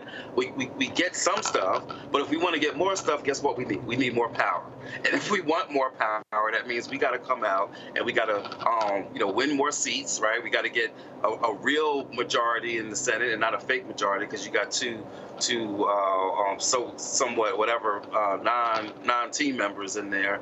But we gotta get more power, and we gotta make sure that we're getting as much as we can. We gotta even push them after Election Day to make sure that we're getting all the things that we want. But there's only one way that we're guaranteed to not get anything that we want, and that's if we're not involved in the process. And so we have that conversation all the time, and the key is by really centering what it is that person is most concerned with, and showing them the connections in terms of like how things have gotten done or have not gotten done, and what changes we have the power to make. Absolutely. And the other thing that I think is important to explain to people is how to remove obstructionists. Why did we not get this? Why was President Biden's executive order on student loan forgiveness that would have helped 40 million people and lifted 500,000 African-American families from a negative net worth to a positive net worth? Why was that overturned by the Supreme Court? That's because of the 2016 election, and Donald Trump won by 78,000 votes, right? And he got 3 Supreme Court justices, and it was a 6-3 decision, okay? So I think it's also important to understand why something didn't happen and how to remove the obstructionists. It's always not about what somebody can do for you. It's also understanding how to stop and block what people are trying to do to you. So we have to vote also not just for a candidate, but against other agendas. Go ahead, Cliff. Right. Yeah, you're exactly right. And we say it all the time that, look, this is not a popularity contest, and this is not a referendum on whether this person is like everything you want them to be or achieve everything as you want them to achieve, but it's a choice. And it's a choice between the people that are actually trying to get something done for you and the people that are literally running on anti-blackness, right? And so, and you give me that choice, and that's really not a choice at all. Absolutely, absolutely. I want to go to my panel. and see if they have any questions. We're going to start with Kelly first. Kelly, you have any questions for Cliff? Hi, Cliff. I guess my question is, as far as what Black Vote, are you going to be on the campaign trail with the Harris campaign at these HBCUs? What is the format? And are you able to list out which HBCUs they're going to be visiting? I can't list out which ones they're going to be visiting because we're not traveling with them. We can't travel with them and coordinate with them. Like I said, we wear many hats, and one of our hats we'll actually be doing actual independent expenditures in support of the Harris campaign. So we can't coordinate with them in terms of like traveling with them on campuses, but there's a lot of overlap. They've been to the AUC, the Atlanta University Center, Morehouse, Spelman, Clark. We do a lot of stuff there. Today we're in North Carolina. In fact, we were at Shaw yesterday, and some of the students said that that the campaign is going to be coming there in a couple of weeks. And I think maybe even had already visited there a couple of weeks ago, or even just a couple of days ago. And so there's obviously going to be a lot of overlaps, especially in some of those critical states. So like in Georgia, in North Carolina, in Pennsylvania. I'm sure that we've been to Lincoln several times, and I'm sure her campaign will be at Lincoln. And so so there's overlap, but we can't like travel with them and coordinate with them like that. All right, thanks, Kelly. Matt, did you have a question for Cliff? Yeah, I do. And first, let me thank you, Cliff, for the necessary work you do, brother, and for coming on and keeping us informed always. I guess my question to you is, what do y'all expect the impact to be in terms of with this $300,000 donation? I mean, I'm sure you have, but what do y'all think that's going to turn into in terms of how many people you interface with? What's your projected hopeful number of votes? What are y'all seeing in metrics in terms of that? Yeah, I mean, we know that in those states that we've targeted, if we're involving, and we're not necessarily doing all the Divine Nine in each of those states because, that 300,000 can only go but so far. But, if we get chapters and get like 100, say we get 100 chapter members involved in one of those states, we think for every one of those members that's involved, that easily they can. We were just at an event just tonight at Livingstone in North Carolina, and we had students doing texting there. Some of them were Divine Nine members on campus, and we had students who, in the span of an hour, who texted 12,000 people, right? And so you get a 100 or so Divine Nine members who are each doing that, and that adds up. You talk about 1.2 million voters that you could potentially reach. And so, we think that in each of those states that this partnership is going to allow us to touch in one way or another, around 1 million voters, whether that be by text, whether that be by the visibility things that they'll be doing at polling places, whether that be through social media outreach that some of them will be involved in. We think that in each of these states that this partnership has the ability to touch 1 million people. So that was 12 states that we had on there. So, you could easily see us reaching 12 million people. All right, excellent. I'm excited about this. Let me ask you a question, Cliff. More and more people are learning about Project 2025. Now, I was on I was speaking at a virtual town hall last Sunday for the National Association of Black Counselors, dealing with the impact that Project 2025 will have on the Department of Education, because they want to dismantle the Department of Education. What type of conversations are you having on the ground with African Americans as part of this initiative, this D9 initiative, when it comes to Project 2025? Yeah, I mean, we're having conversations around Project 2025 in education, as you've said. The threats from not even just K-12, but even at the college level, like the HBCUs that are under threat, like Black history at all levels. But when you look at 2025, one of the main pieces that we often talk about is the impact on law enforcement, right? We know that Trump always loves to talk about, I'm gonna send the troops in to Chicago. I'm gonna send the troops in to he tried to have troops shoot the George Floyd protesters in 2020, right? But this isn't just words, right? It's a part of Project 2025 where in there they talk about federalizing local jurisdictions, not even just in terms of the police, which, by the way, we also know that Trump believes in them having absolute immunity, but not only just in terms of the police, like in terms of targeting district attorneys that they feel are not being tough enough on crime, right? That they'll have the ability to remove them. And guess what? Like many things in Project 2025, this isn't just them talking about what they want to do. This is an extension of things that they have already done. They have already removed DAs in certain places, whether it be Florida or they've tried to do it in Georgia with Fani or some other places. So some of the things that they're talking about in 2025 are things that they've already started doing, and it's just a matter of them now taking it and putting it on steroids. These are not just bad words. These are not just mean tweets that Trump is talking about. This is an entire framework embedded in Project 2025 that they are prepared to implement on day one, and it is targeting Black folks, whether through education or through law enforcement or through their economic policies. It is a very real threat, specifically, not just to the entire country, but specifically to our communities. Absolutely. African Americans and Latinos are going to bear the brunt of it. We see the attack on diversity, equity, and inclusion in it. We know that Donald Trump on the campaign trail has been saying that if he's reelected, he will give 100% immunity to police officers against criminal prosecution for doing their jobs. OK, so people really have to understand the consequences here.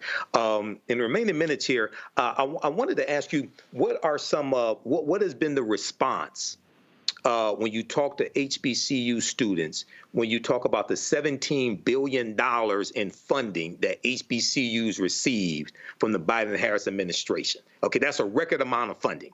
Okay, we know Trump likes to talk about the bill that he signed, the funding, which is Representative Alma Adams' bill, the Futures Act, I think it was called. And when you really break down the funding, it was actually $85 million going to HBCUs. All $250 million wasn't going to HBCUs. Okay, what is the response when you talk about the $17 billion?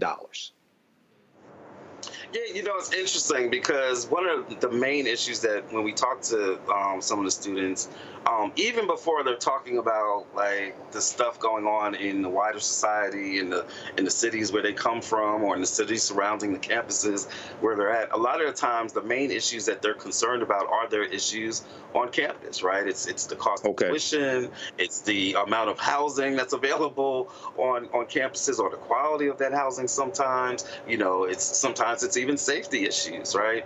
And so, when you raise this issue, and sometimes the interesting thing is that they don't see that being connected to politics. They don't see that as being exactly. Some of them do, right? To be clear, some of them do, but you've got a significant chunk that are like, oh, that policy thing is something else, but that's not connected to like the housing on my campus. And so sometimes the conversation is just around helping to connect those dots. Like, where do you think some of these resources come from, right? Where do you think student aid, how do you think that that's determined, and who it is that you think is able to make these decisions? And so the first step is just connecting those dots, and then you can get into like the differences between, oh yes, the Biden administration made this amount available as opposed to the Trump administration that didn't do nearly as much. But the first most basic step is oftentimes just getting them to see the connection between their daily lived experiences on their campuses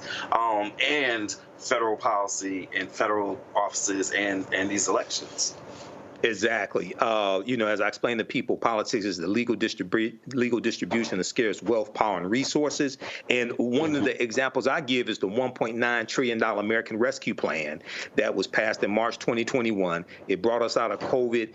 It distributed stimulus checks and $1,400 plus stimulus checks, which were larger than the ones that Trump signed. Okay, people, I still encounter people that think Donald Trump gave them some money, so this is why they want to vote for Donald Trump. But it saved the economy. It opened us back up, brought us out of COVID, things like that. So what are some of the maybe one or two key pieces of legislation besides the $17 billion for HBCUs that when you explain it to people, they say, oh, I had no idea this is where this came from? Like the $1.2 trillion American Rescue Plan. That fund is 56,000 construction projects. What are one or two pieces of legislation that you hit people with and knock them out? I think that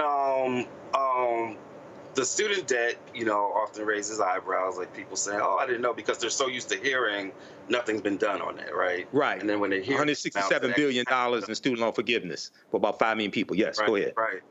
Right. So that raises some eyebrows and gets people talking about, "Oh, I didn't know that." The other piece, and this is really, really interesting, and this is particularly the case with the young brothers on the campuses, is the economic stuff, because that is often one of the issues that particularly younger brothers feel like, not so much that they like Donald Trump, but when they talk about like what they think somebody might be better on, right? Like even some of the ones that say, "Oh, I don't like Donald Trump, he's racist," the abortions, like everything, right? They say, "Oh yeah, but I think he would be better on the money thing," right?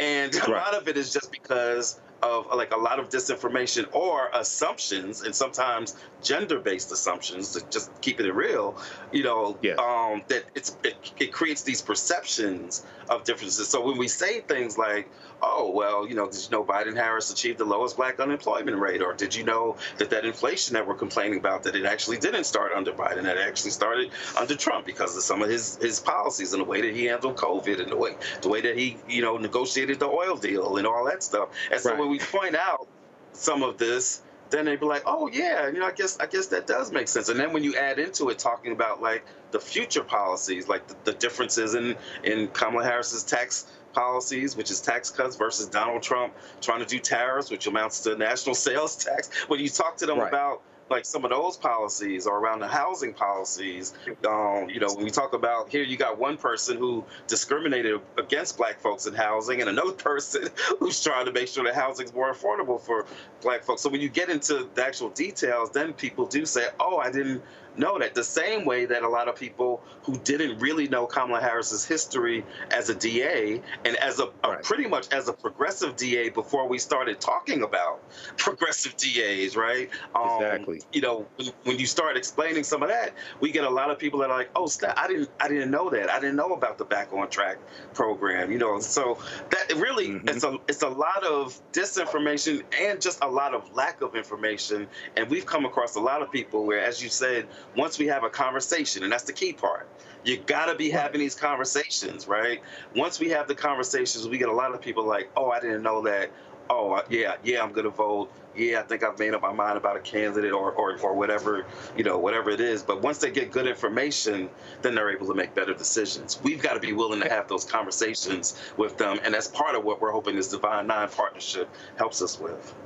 Absolutely. Well, how can people find out more information? How can people find out where you're going to be, things of this nature? Yeah, well, you can check us out. You can always connect with us on our social media, Black Voters MTR on all platforms, Black Voters MTR. You can send us a text. You can text "We Matter," one word, "We Matter," to this number, 25225, 25225. That'll get you connected with us. It'll let you get more information. It'll let you get updates about our bus tour. It'll bring you to our website where we have our bus tour stops, all the states that we're going to be going to over the next 30 whatever days. And you can come out and meet us, right? Because we got the blackest bus in America, and we're going to be on your street. So get out your house, get out your seat. All right, well, we have to connect when you come to Detroit, brother. We have to connect, man. Well, look, it's always good to have you on. Great work that you're doing. Tell Latasha we said hi as well, okay? Definitely. Thank you. Good to see you. All right, you too. You're watching Roland Martin Unfiltered on the Black Star Network. We'll be right back. There's nothing socialist about Kamala Harris. Trump says Harris is a radical. I don't buy it. Conservatives have a supermajority on the Supreme Court. With a likely Republican Senate, those checks and balances will keep our country sane. If Trump wins, he could end up with total control. I'm a conservative. I don't agree with Harris on everything, but she was a tough prosecutor, and she put bad guys in prison. I voted for Donald Trump 3 times. I'm voting for Kamala Harris in November. And I'm voting for Kamala Harris this fall. Winners never back down from a challenge. Champions know it's anytime, any place. But losers, they whine and waffle and take their ball home. Trump now refusing to debate a second time. He did terribly in the last debate. He's so easily triggered by Kamala Harris. Well, Donald, I do hope you'll reconsider to meet me on the debate stage. If you've got something to say it to my face. I'm Kamala Harris, and I approve this message. In 2016, Donald Trump said he would choose only the best people to work in his White House. Now those people have a warning for America. Trump is not fit to be president again. Here's his vice president. Anyone who puts themselves over the Constitution should never be president of the United States. It should come as no surprise that I will not be endorsing Donald Trump this year. His defense secretary. Do you think Trump can be trusted with the nation's secrets ever again? No. I mean, it's just irresponsible action that places our service members at risk, places our nation's security at risk. His national security advisor. Donald Trump will cause a lot of damage. The only thing he cares about is Donald Trump. And the nation's highest-ranking military officer. We don't take an oath to a king or a queen or to a tyrant or a dictator. And we don't take an oath to a wannabe dictator. Take it from the people who knew him best. Donald Trump is a danger to our troops and our democracy. We can't let him lead our country again. I'm Kamala Harris, and I approve this message. He told us who he was. Should abortion be punished? There has to be some form of punishment. Then he showed us. For 54 years, they were trying to get Roe v. Wade terminated, and I did it, and I'm proud to have done it. Now Donald Trump wants to go further with plans to restrict birth control, ban abortion nationwide, even monitor women's pregnancies. We know who Donald Trump is. He'll take control. We'll pay the price. I'm Kamala Harris, and I approve this message. Bob and I both voted for Donald Trump. I voted for him twice. I won't vote for him again. January 6th was a wake-up call for me. Donald Trump divides people. We've already seen what he has to bring. He didn't do anything to help us. Kamala Harris, she cares about the American people. I think she's got the wherewithal to make a difference. I've never voted for a Democrat. Yes, we're both lifelong Republicans. The choice is very simple. I'm voting for Kamala. I am voting for Kamala Harris. IVF is a miracle for us because it allowed us to have our family. After having my daughter, I wanted more children, but my embryo transfer was canceled 8 days before the procedure. Donald Trump overturning Roe v. Wade stopped us from growing the family that we wanted. I don't want politicians telling me how or when I can have a baby.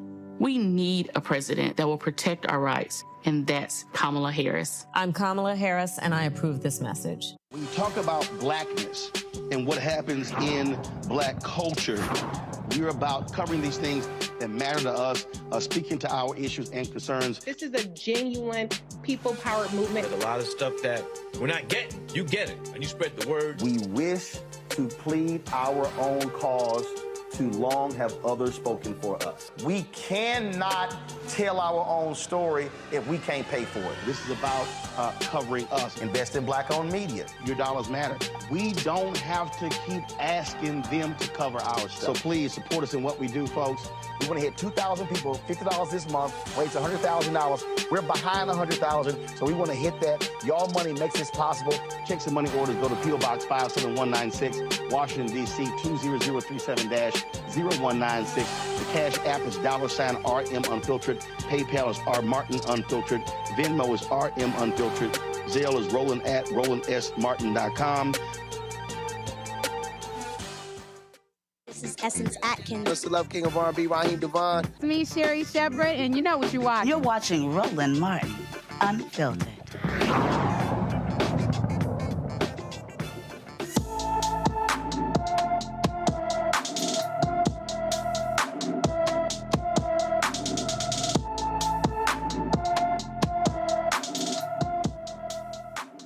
Asada Armand has been missing from her Beaufort, Georgia home since February 1st, 2024. The 16-year-old is 5 feet 5 inches tall, weighs 100 pounds, with shoulder-length black hair and brown eyes. Anyone with information about Asada Armand should call the Gwinnett County, Georgia Police Department at 770-513-5700. More political ads dropped this week. This may be one of the best ads the Harris-Walz campaign has released. Kamala is mentally impaired. Joe Biden became mentally impaired. Kamala was born that way. I could stand in the middle of Fifth Avenue and shoot somebody and I wouldn't lose any voters, okay? It's like incredible. They're poisoning the blood of our country. That's what they've done. They poison mental institutions and thin air. I'm repeating them because my constituents are saying these things are happening. I mean, but there's no yesterday, evidence. A video came out of a migrant 30 miles away eating a cat. Clearly, these rumors are out there because constituents are seeing it with their own eyes, and some of them are talking about it. Now, look, we also have to talk about that here in this country, anything is possible, that nothing is out of reach. And America, where we care for one another, look out for one another, and recognize that we have so much more in common than what separates us.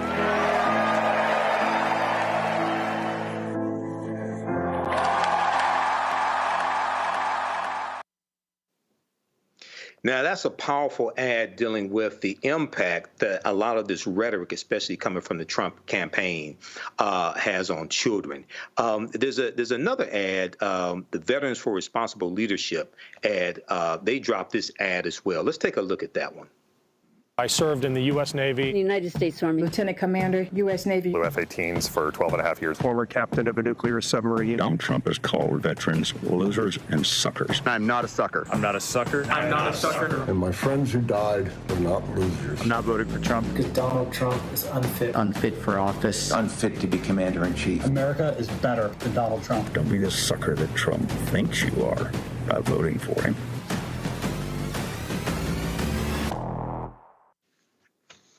All right, that's another powerful ad, and I want to bring Matt in on this and talk about these two, and then we have one more to play as well. So far, Matt, what do you think about these two ads? One is showing the impact that this rhetoric has on children and showing a distinct difference between the Harris-Walz campaign and the Trump-Vance campaign. And another one, you have veterans who are basically saying they're not voting for Donald Trump. Well, what are your thoughts on this? I think the ads are effective in what they communicate, but I don't know if they're effective in moving the needle to get somebody who's going to vote for Donald Trump to come over to the other side, or for people who are truly undecided at this point. Because the reason I say that is we've had so much evidence of the caustic rhetoric he's had when he was president, before he was president, after he's president, well before he ever considered running for president. So, you know, I like that it's strung together. I think for the few people whose heads are in the sand out there, they may be persuasive. But I'm worried that people who are inclined to vote for him are going to do so irrespective of that. So hopefully that has an effect on enough people to tip the balance, maybe in some states or in some precincts. But we're used to it. So that's kind of old hat. What I will say that is interesting, though, is one of my partners is actually a former Air Force aviator. And all the things those veterans were saying are exactly what he says in the halls of our law firm. Just that Mr. Trump is so unfit, and as a veteran that he's just, you know, incensed that he would talk about people who put their lives on the line the way he has. So I don't know how large that contingent is in terms of voting, but I'm hoping that it turns into measurable effects in these battleground states and across the country, because it doesn't make sense that you get to beat the drum of national security all the time and then, you know, denigrate the people who actually sacrifice for national security. It doesn't make sense. Well, we know that September 22nd, 2024, New York Times reported more than 700 current and former national security officials back Harris. These are officials who served in the Reagan administration, Bush administration, et cetera. And we also saw Donald Trump on the campaign, who tried to equate traumatic brain injuries that some in the military suffered, try to equate that to a headache. So it's clear that he does not respect the military. He only wants to use them as props, only wants to use them to his advantage. We have one more dealing with business leaders that we're going to go to. The business leaders for Harris released this ad. And partner at Greylock. The most important issue in this upcoming election is our economy. Voters want the candidate who's going to make it easier to get a job, buy a house, keep up with their household expenses. And a lot of people think that Donald Trump is that candidate. But here's the thing. Donald Trump's policies, his divisive rhetoric, and his disregard for stability in the rule of law would hurt our economy. Most CEOs I talk to agree. And that's why we started this project, Business Leaders for Harris, where I sit down with CEOs, founders, and business leaders to discuss why Kamala Harris is the right candidate to build a healthy, strong, and growing American economy.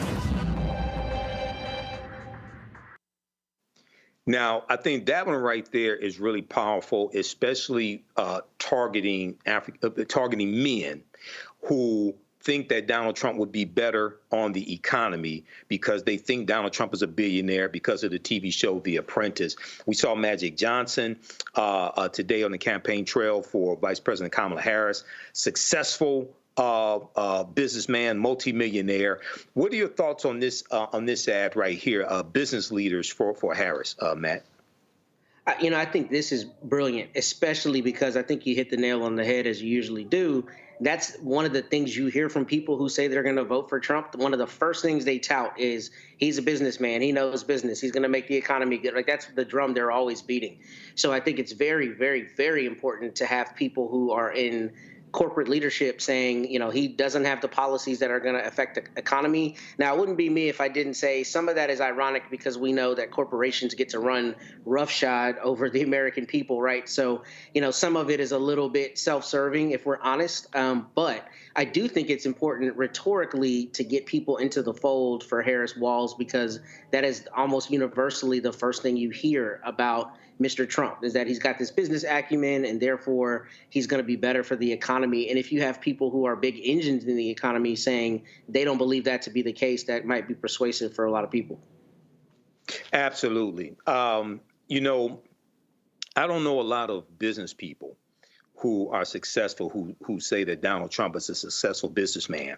We see that Mark Cuban has been doing interviews, owner of the Dallas Mavericks. We see Mark Cuban on the TV show Shark Tank, billionaire Mark Cuban. He's been speaking out about Donald Trump, talking about how harmful his policies will be.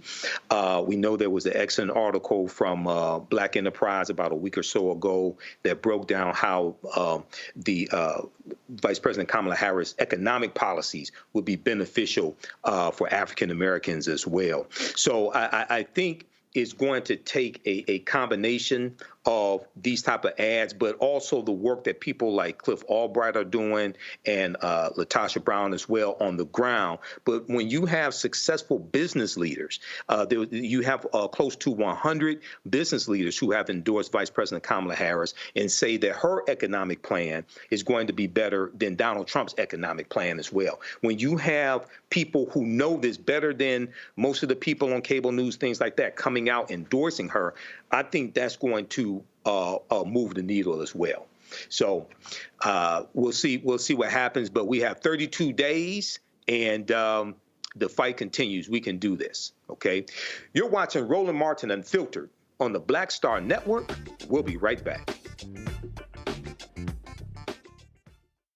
He told us who he was.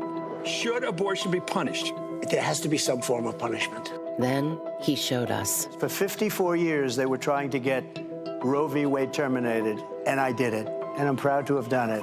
Now Donald Trump wants to go further with plans to restrict birth control, ban abortion nationwide, even monitor women's pregnancies. We know who Donald Trump is. He'll take control. We'll pay the price. I'm Kamala Harris, and I approve this message. Bob and I both voted for Donald Trump. I voted for him twice. I won't vote for him again. January 6th was a wake-up call for me. Donald Trump divides people. We've already seen what he has to bring. He didn't do anything to help us. Kamala Harris, she cares about the American people. I think she's got the wherewithal to make a difference. I've never voted for a Democrat. Yes, we're both lifelong Republicans. The choice is very simple. I'm voting for Kamala. I am voting for Kamala Harris. IVF is a miracle for us because it allowed us to have our family. After having my daughter, I wanted more children, but my embryo transfer was canceled 8 days before the procedure. Donald Trump overturning Roe v. Wade stopped us from growing the family that we wanted. I don't want politicians telling me how or when I can have a baby.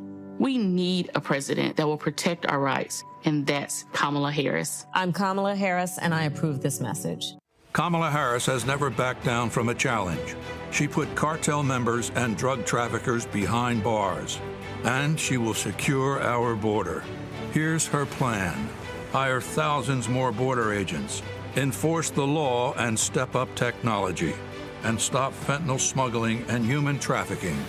We need a leader with a real plan to fix the border, and that's Kamala Harris.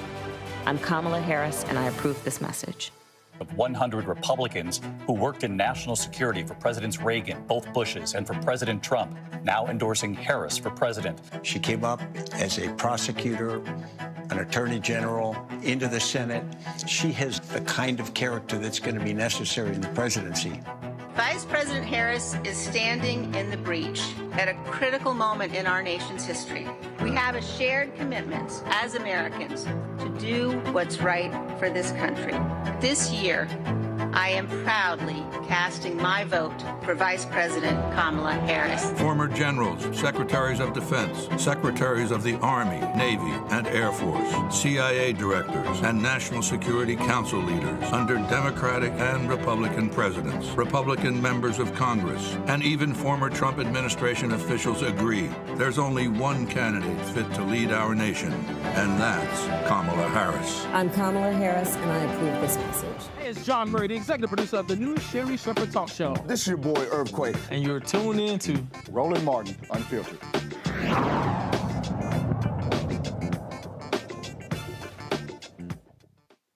A federal judge in Texas says Darryl George can proceed with his case against Barbara Hill High School for suspending and keeping him out of the 2023-2024 school year for not cutting his locks. George was suspended in the fall of 2023 for violating the school's dress code. George's hair, quote, fell below his eyebrows and earlobes, end quote. Joining us now is attorney Allie Booker, who represents the George family. How you doing today, Allie? I'm doing fantastic. All right, it's great to have you here. And I understand there's a update that you have for us in this case. Yes, the judge just handed down some pretty significant rulings in this case. And I would like to start off by saying happy birthday, Darryl George. Okay, happy birthday, Darryl. Yeah, it's going to be a better day for these rulings that we just received. So the court denied the emergency relief only because Darryl is not there, so he doesn't need emergency relief. But the court has stated that at the time, whenever we are ready, they're ready to hear the case for the relief so that he can go back to Barbara Hill. That is significant. He did rule on that today.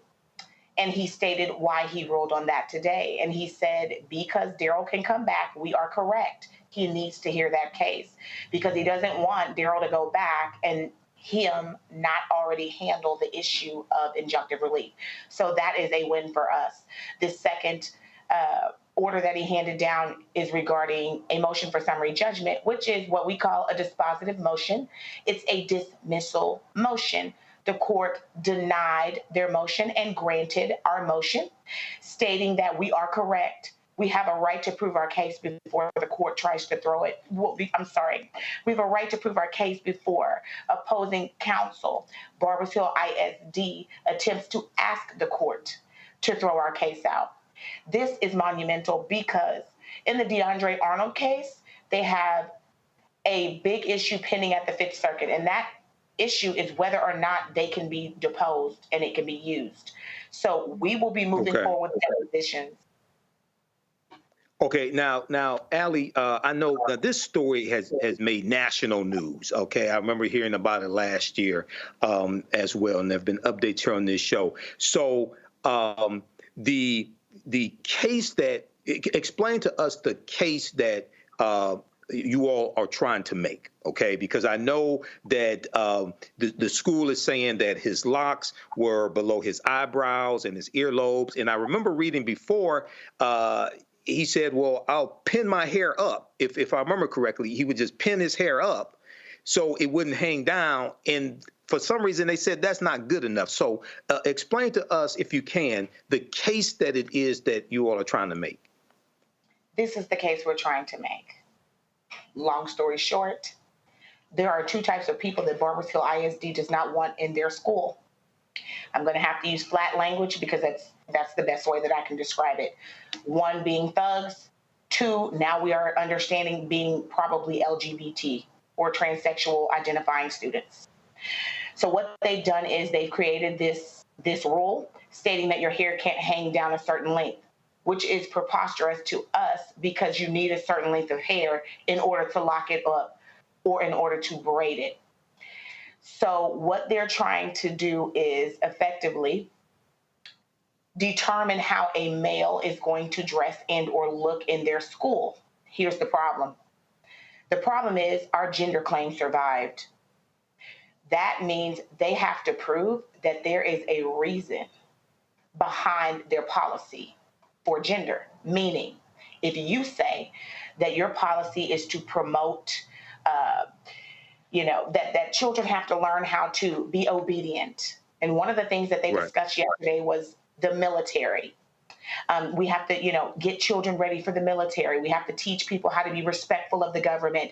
We have to teach them how to follow rules. And our goal is to have them succeed in life and make good grades. Well, you have to tell us now, you're going to have to prove how that's different for girls and boys. They're going to have to show statistics and research that show that girls and boys learn differently, so that a girl whose hair is long can learn, but a boy cannot. Okay, so when they make the argument, and Matt knows this because he's a defense attorney, when they make the argument, they have to prove in court, they have to provide evidence to back up that argument. Okay, this is what you're saying. Okay, absolutely. I totally understand that. Matt, do you have a question for Allie? Yeah, first, though, I want to give her flowers. I have actually read your complaint in this case because I had somebody walk in my office that I thought was going to be bringing a similar case. And I want to commend you first. You've done fantastic lawyering from the beginning on how you set this complaint out. And I want everybody listening to know what makes this case especially hard is the Fifth Circuit and our courts here have given so much latitude to school districts. It is almost impossible to get a school district basically off the decisions that they make because the courts give them so much latitude. They let them make these asinine rules. So this case is harder than most. So I want to commend you first, Allie. And my question to you is just how do y'all, first, how is the interplay between the Crown Act and any federal claims that you may have brought? How is that kind of being fleshed out right now in the summary judgment posture? And then secondly, what has the court said specifically about, why essentially they denied that motion for summary judgment? I know it's a scintilla of evidence and a small amount, but the reason I ask is these substantive and procedural due process claims in schools, they get so much latitude, they just pour them out all the time. I just lost a couple of them. So I know how hard it is to get there, and I'm interested in seeing what the judges' rulings have been in that respect. Yes. Well, first, I would like to say that the Crown Act, I have to say this right. I have to say it right. Technically, in the federal court, there's almost no place for the Crown Act, and I'm going to tell you why. The Crown Act is an act and a law that is for all races. Anyone can utilize it. It gives you race protection, but it's going to go along with anyone who commonly wears those types of hairstyles, so that we're not using a form of reverse racism, because we've had issues with affirmative action and things being overturned and then trying to use equal protection against us, right? So when the law was written, they made sure not to typically use race so that any race can use it, although it has race protection. So with that being said, it won't be within the claim now, right? Because we don't have a race claim, and technically the Crown Act doesn't protect only blacks. It protects anyone who has that type of hair, or anyone who needs to wear that type of hair, so that we could get around that reverse racism argument that we know they are going to try to throw out there.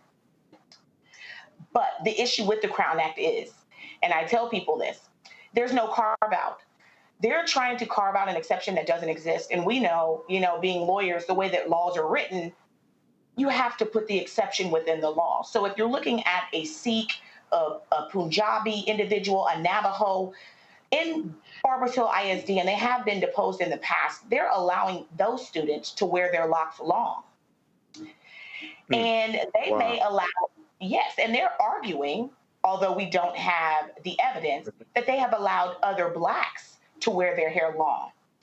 Our thought process is those blacks are running underneath a religious exemption, but we don't need that religious exemption. That is the purpose for the Crown Act, because our culture is embedded in who we are, not necessarily a religion. We may be different religions, but we all wear locks and we're all spiritual, which is why there's no religious foothold to it. However, if you look at a religious exemption and you honor it and you don't make them cut their Navajo braids above the earlobes and whatnot, then you can't do it to someone underneath the Crown Act. So that's the implication on the state side behind it. Okay, so very quickly here, two quick questions came to mind. Number one, you mentioned that the school was saying they have the standards for the hair because people may go into the military. They're trying to teach them discipline, things like this, right? But the military, if I'm correct, has relaxed their standards on hair to at least some branches. Don't they allow braids now? You are correct. And it was complete. I couldn't believe they said it because, number one, Barbers Hill is a public school. It is not a military school by any stretch of the imagination. Yes, and it's not private. And people are forced to go there. I mean, if you don't go to school, you can wind up with severe consequences, and this is the law. Therefore, they can't impose these unreasonable restrictions on people going to a public school. And the problem is, I believe that Barbers Hill thinks that they forget that they're not a private school. And counsel is right. It's hard. I mean, we're fighting cases from the 1970s here. They've left schools alone for a long time. But one of the problems now is we are edging up and accepting differences now. And because of that, and you have children that are identifying different ways. And I honestly believe Barbers Hill wanted to get a jump on it. And they wanted to go ahead and start banning these particular children before it came to fruition, might I say. Okay, excellent. And the school, just for the record, the school does allow braids and locks, right? But they're saying that they can't be below your eyebrows or below your earlobes. Am I correct? That is their argument. But if that is the true argument, then we go back to what you started off with. Then why is him gathering it an issue? Right. If he puts the hair up, why is that an issue? Absolutely. Okay. So what are the next steps here in this case? You just came out of court. The judge, you have some new developments you just shared with us. What are the next steps in this case that you can share with us? We are going to have Barbers Hill look underneath every rock on Barbers Hill and give us the stats. They've already said that there are none, but we get a chance to ask them, and we want to see what statistics they're looking at, what research they looked at the time that they employed this rule, because it honestly doesn't make sense. I don't know the difference between girls and boys, and I don't understand why you would let a boy wear his hair long. A girl wear her hair long, but not allow a boy. To me, it doesn't make sense. And that's what we're getting ready to do. We are getting ready to depose them, and we are going to ask them for the statistics. We are going to have to get information about the students, the individuals who have been granted exemptions, to see what exemption they're running underneath. So now we are getting to the nitty gritty, and they will not like that. They have fought us tooth and nail in all cases of discovery. Well, Attorney Ali Booker, keep us up to date on this, and keep us up to date on this because we know this is a big case. Okay. Yes, sir. Will do. Can I ask one more question, Michael? I think we're out of time, Matt. I'm getting the wrap up call. Okay. Quick question. Go ahead, Matt. Just the question real quick is, did y'all bring a Monell claim? And if so, how are they defending the constitutionality of this policy? And I ask because this is exactly rife for the idea that you can't, have an equal application and you're going to have some constitutional issues. So is that a part of your case? I don't recall from your complaint. It is not, but they have raised it, and what they have stated is that just because they are a school, they meet intermediate scrutiny. So this will be very interesting because that is not the law. Right. All right. Thank you. Okay, Attorney Ali Booker. Well, keep us posted on this case, okay? Yes. And happy birthday to Darryl as well. Absolutely. All right. All right, Matt. Hey, thanks for hanging with us today. Matt, we know Roland had to leave early. Thanks for watching Roland Martin Unfiltered on the Black Star Network. I'm Michael Imhotep. Holla. Have a great weekend. Folks, Black Star Network is here. Hold no punches! I'm real revolutionary right now. Support this man, Black Media. He makes sure that our stories are told. Thank you for being the voice of Black America, Roland. Stay black. I love y'all. All momentum we have now, we have to keep this going. The video looks phenomenal. See, this difference between Black Star Network and Black-owned media and something like CNN. You can't be Black-owned media and be scared. It's time to be smart. Bring your eyeballs home. You dig?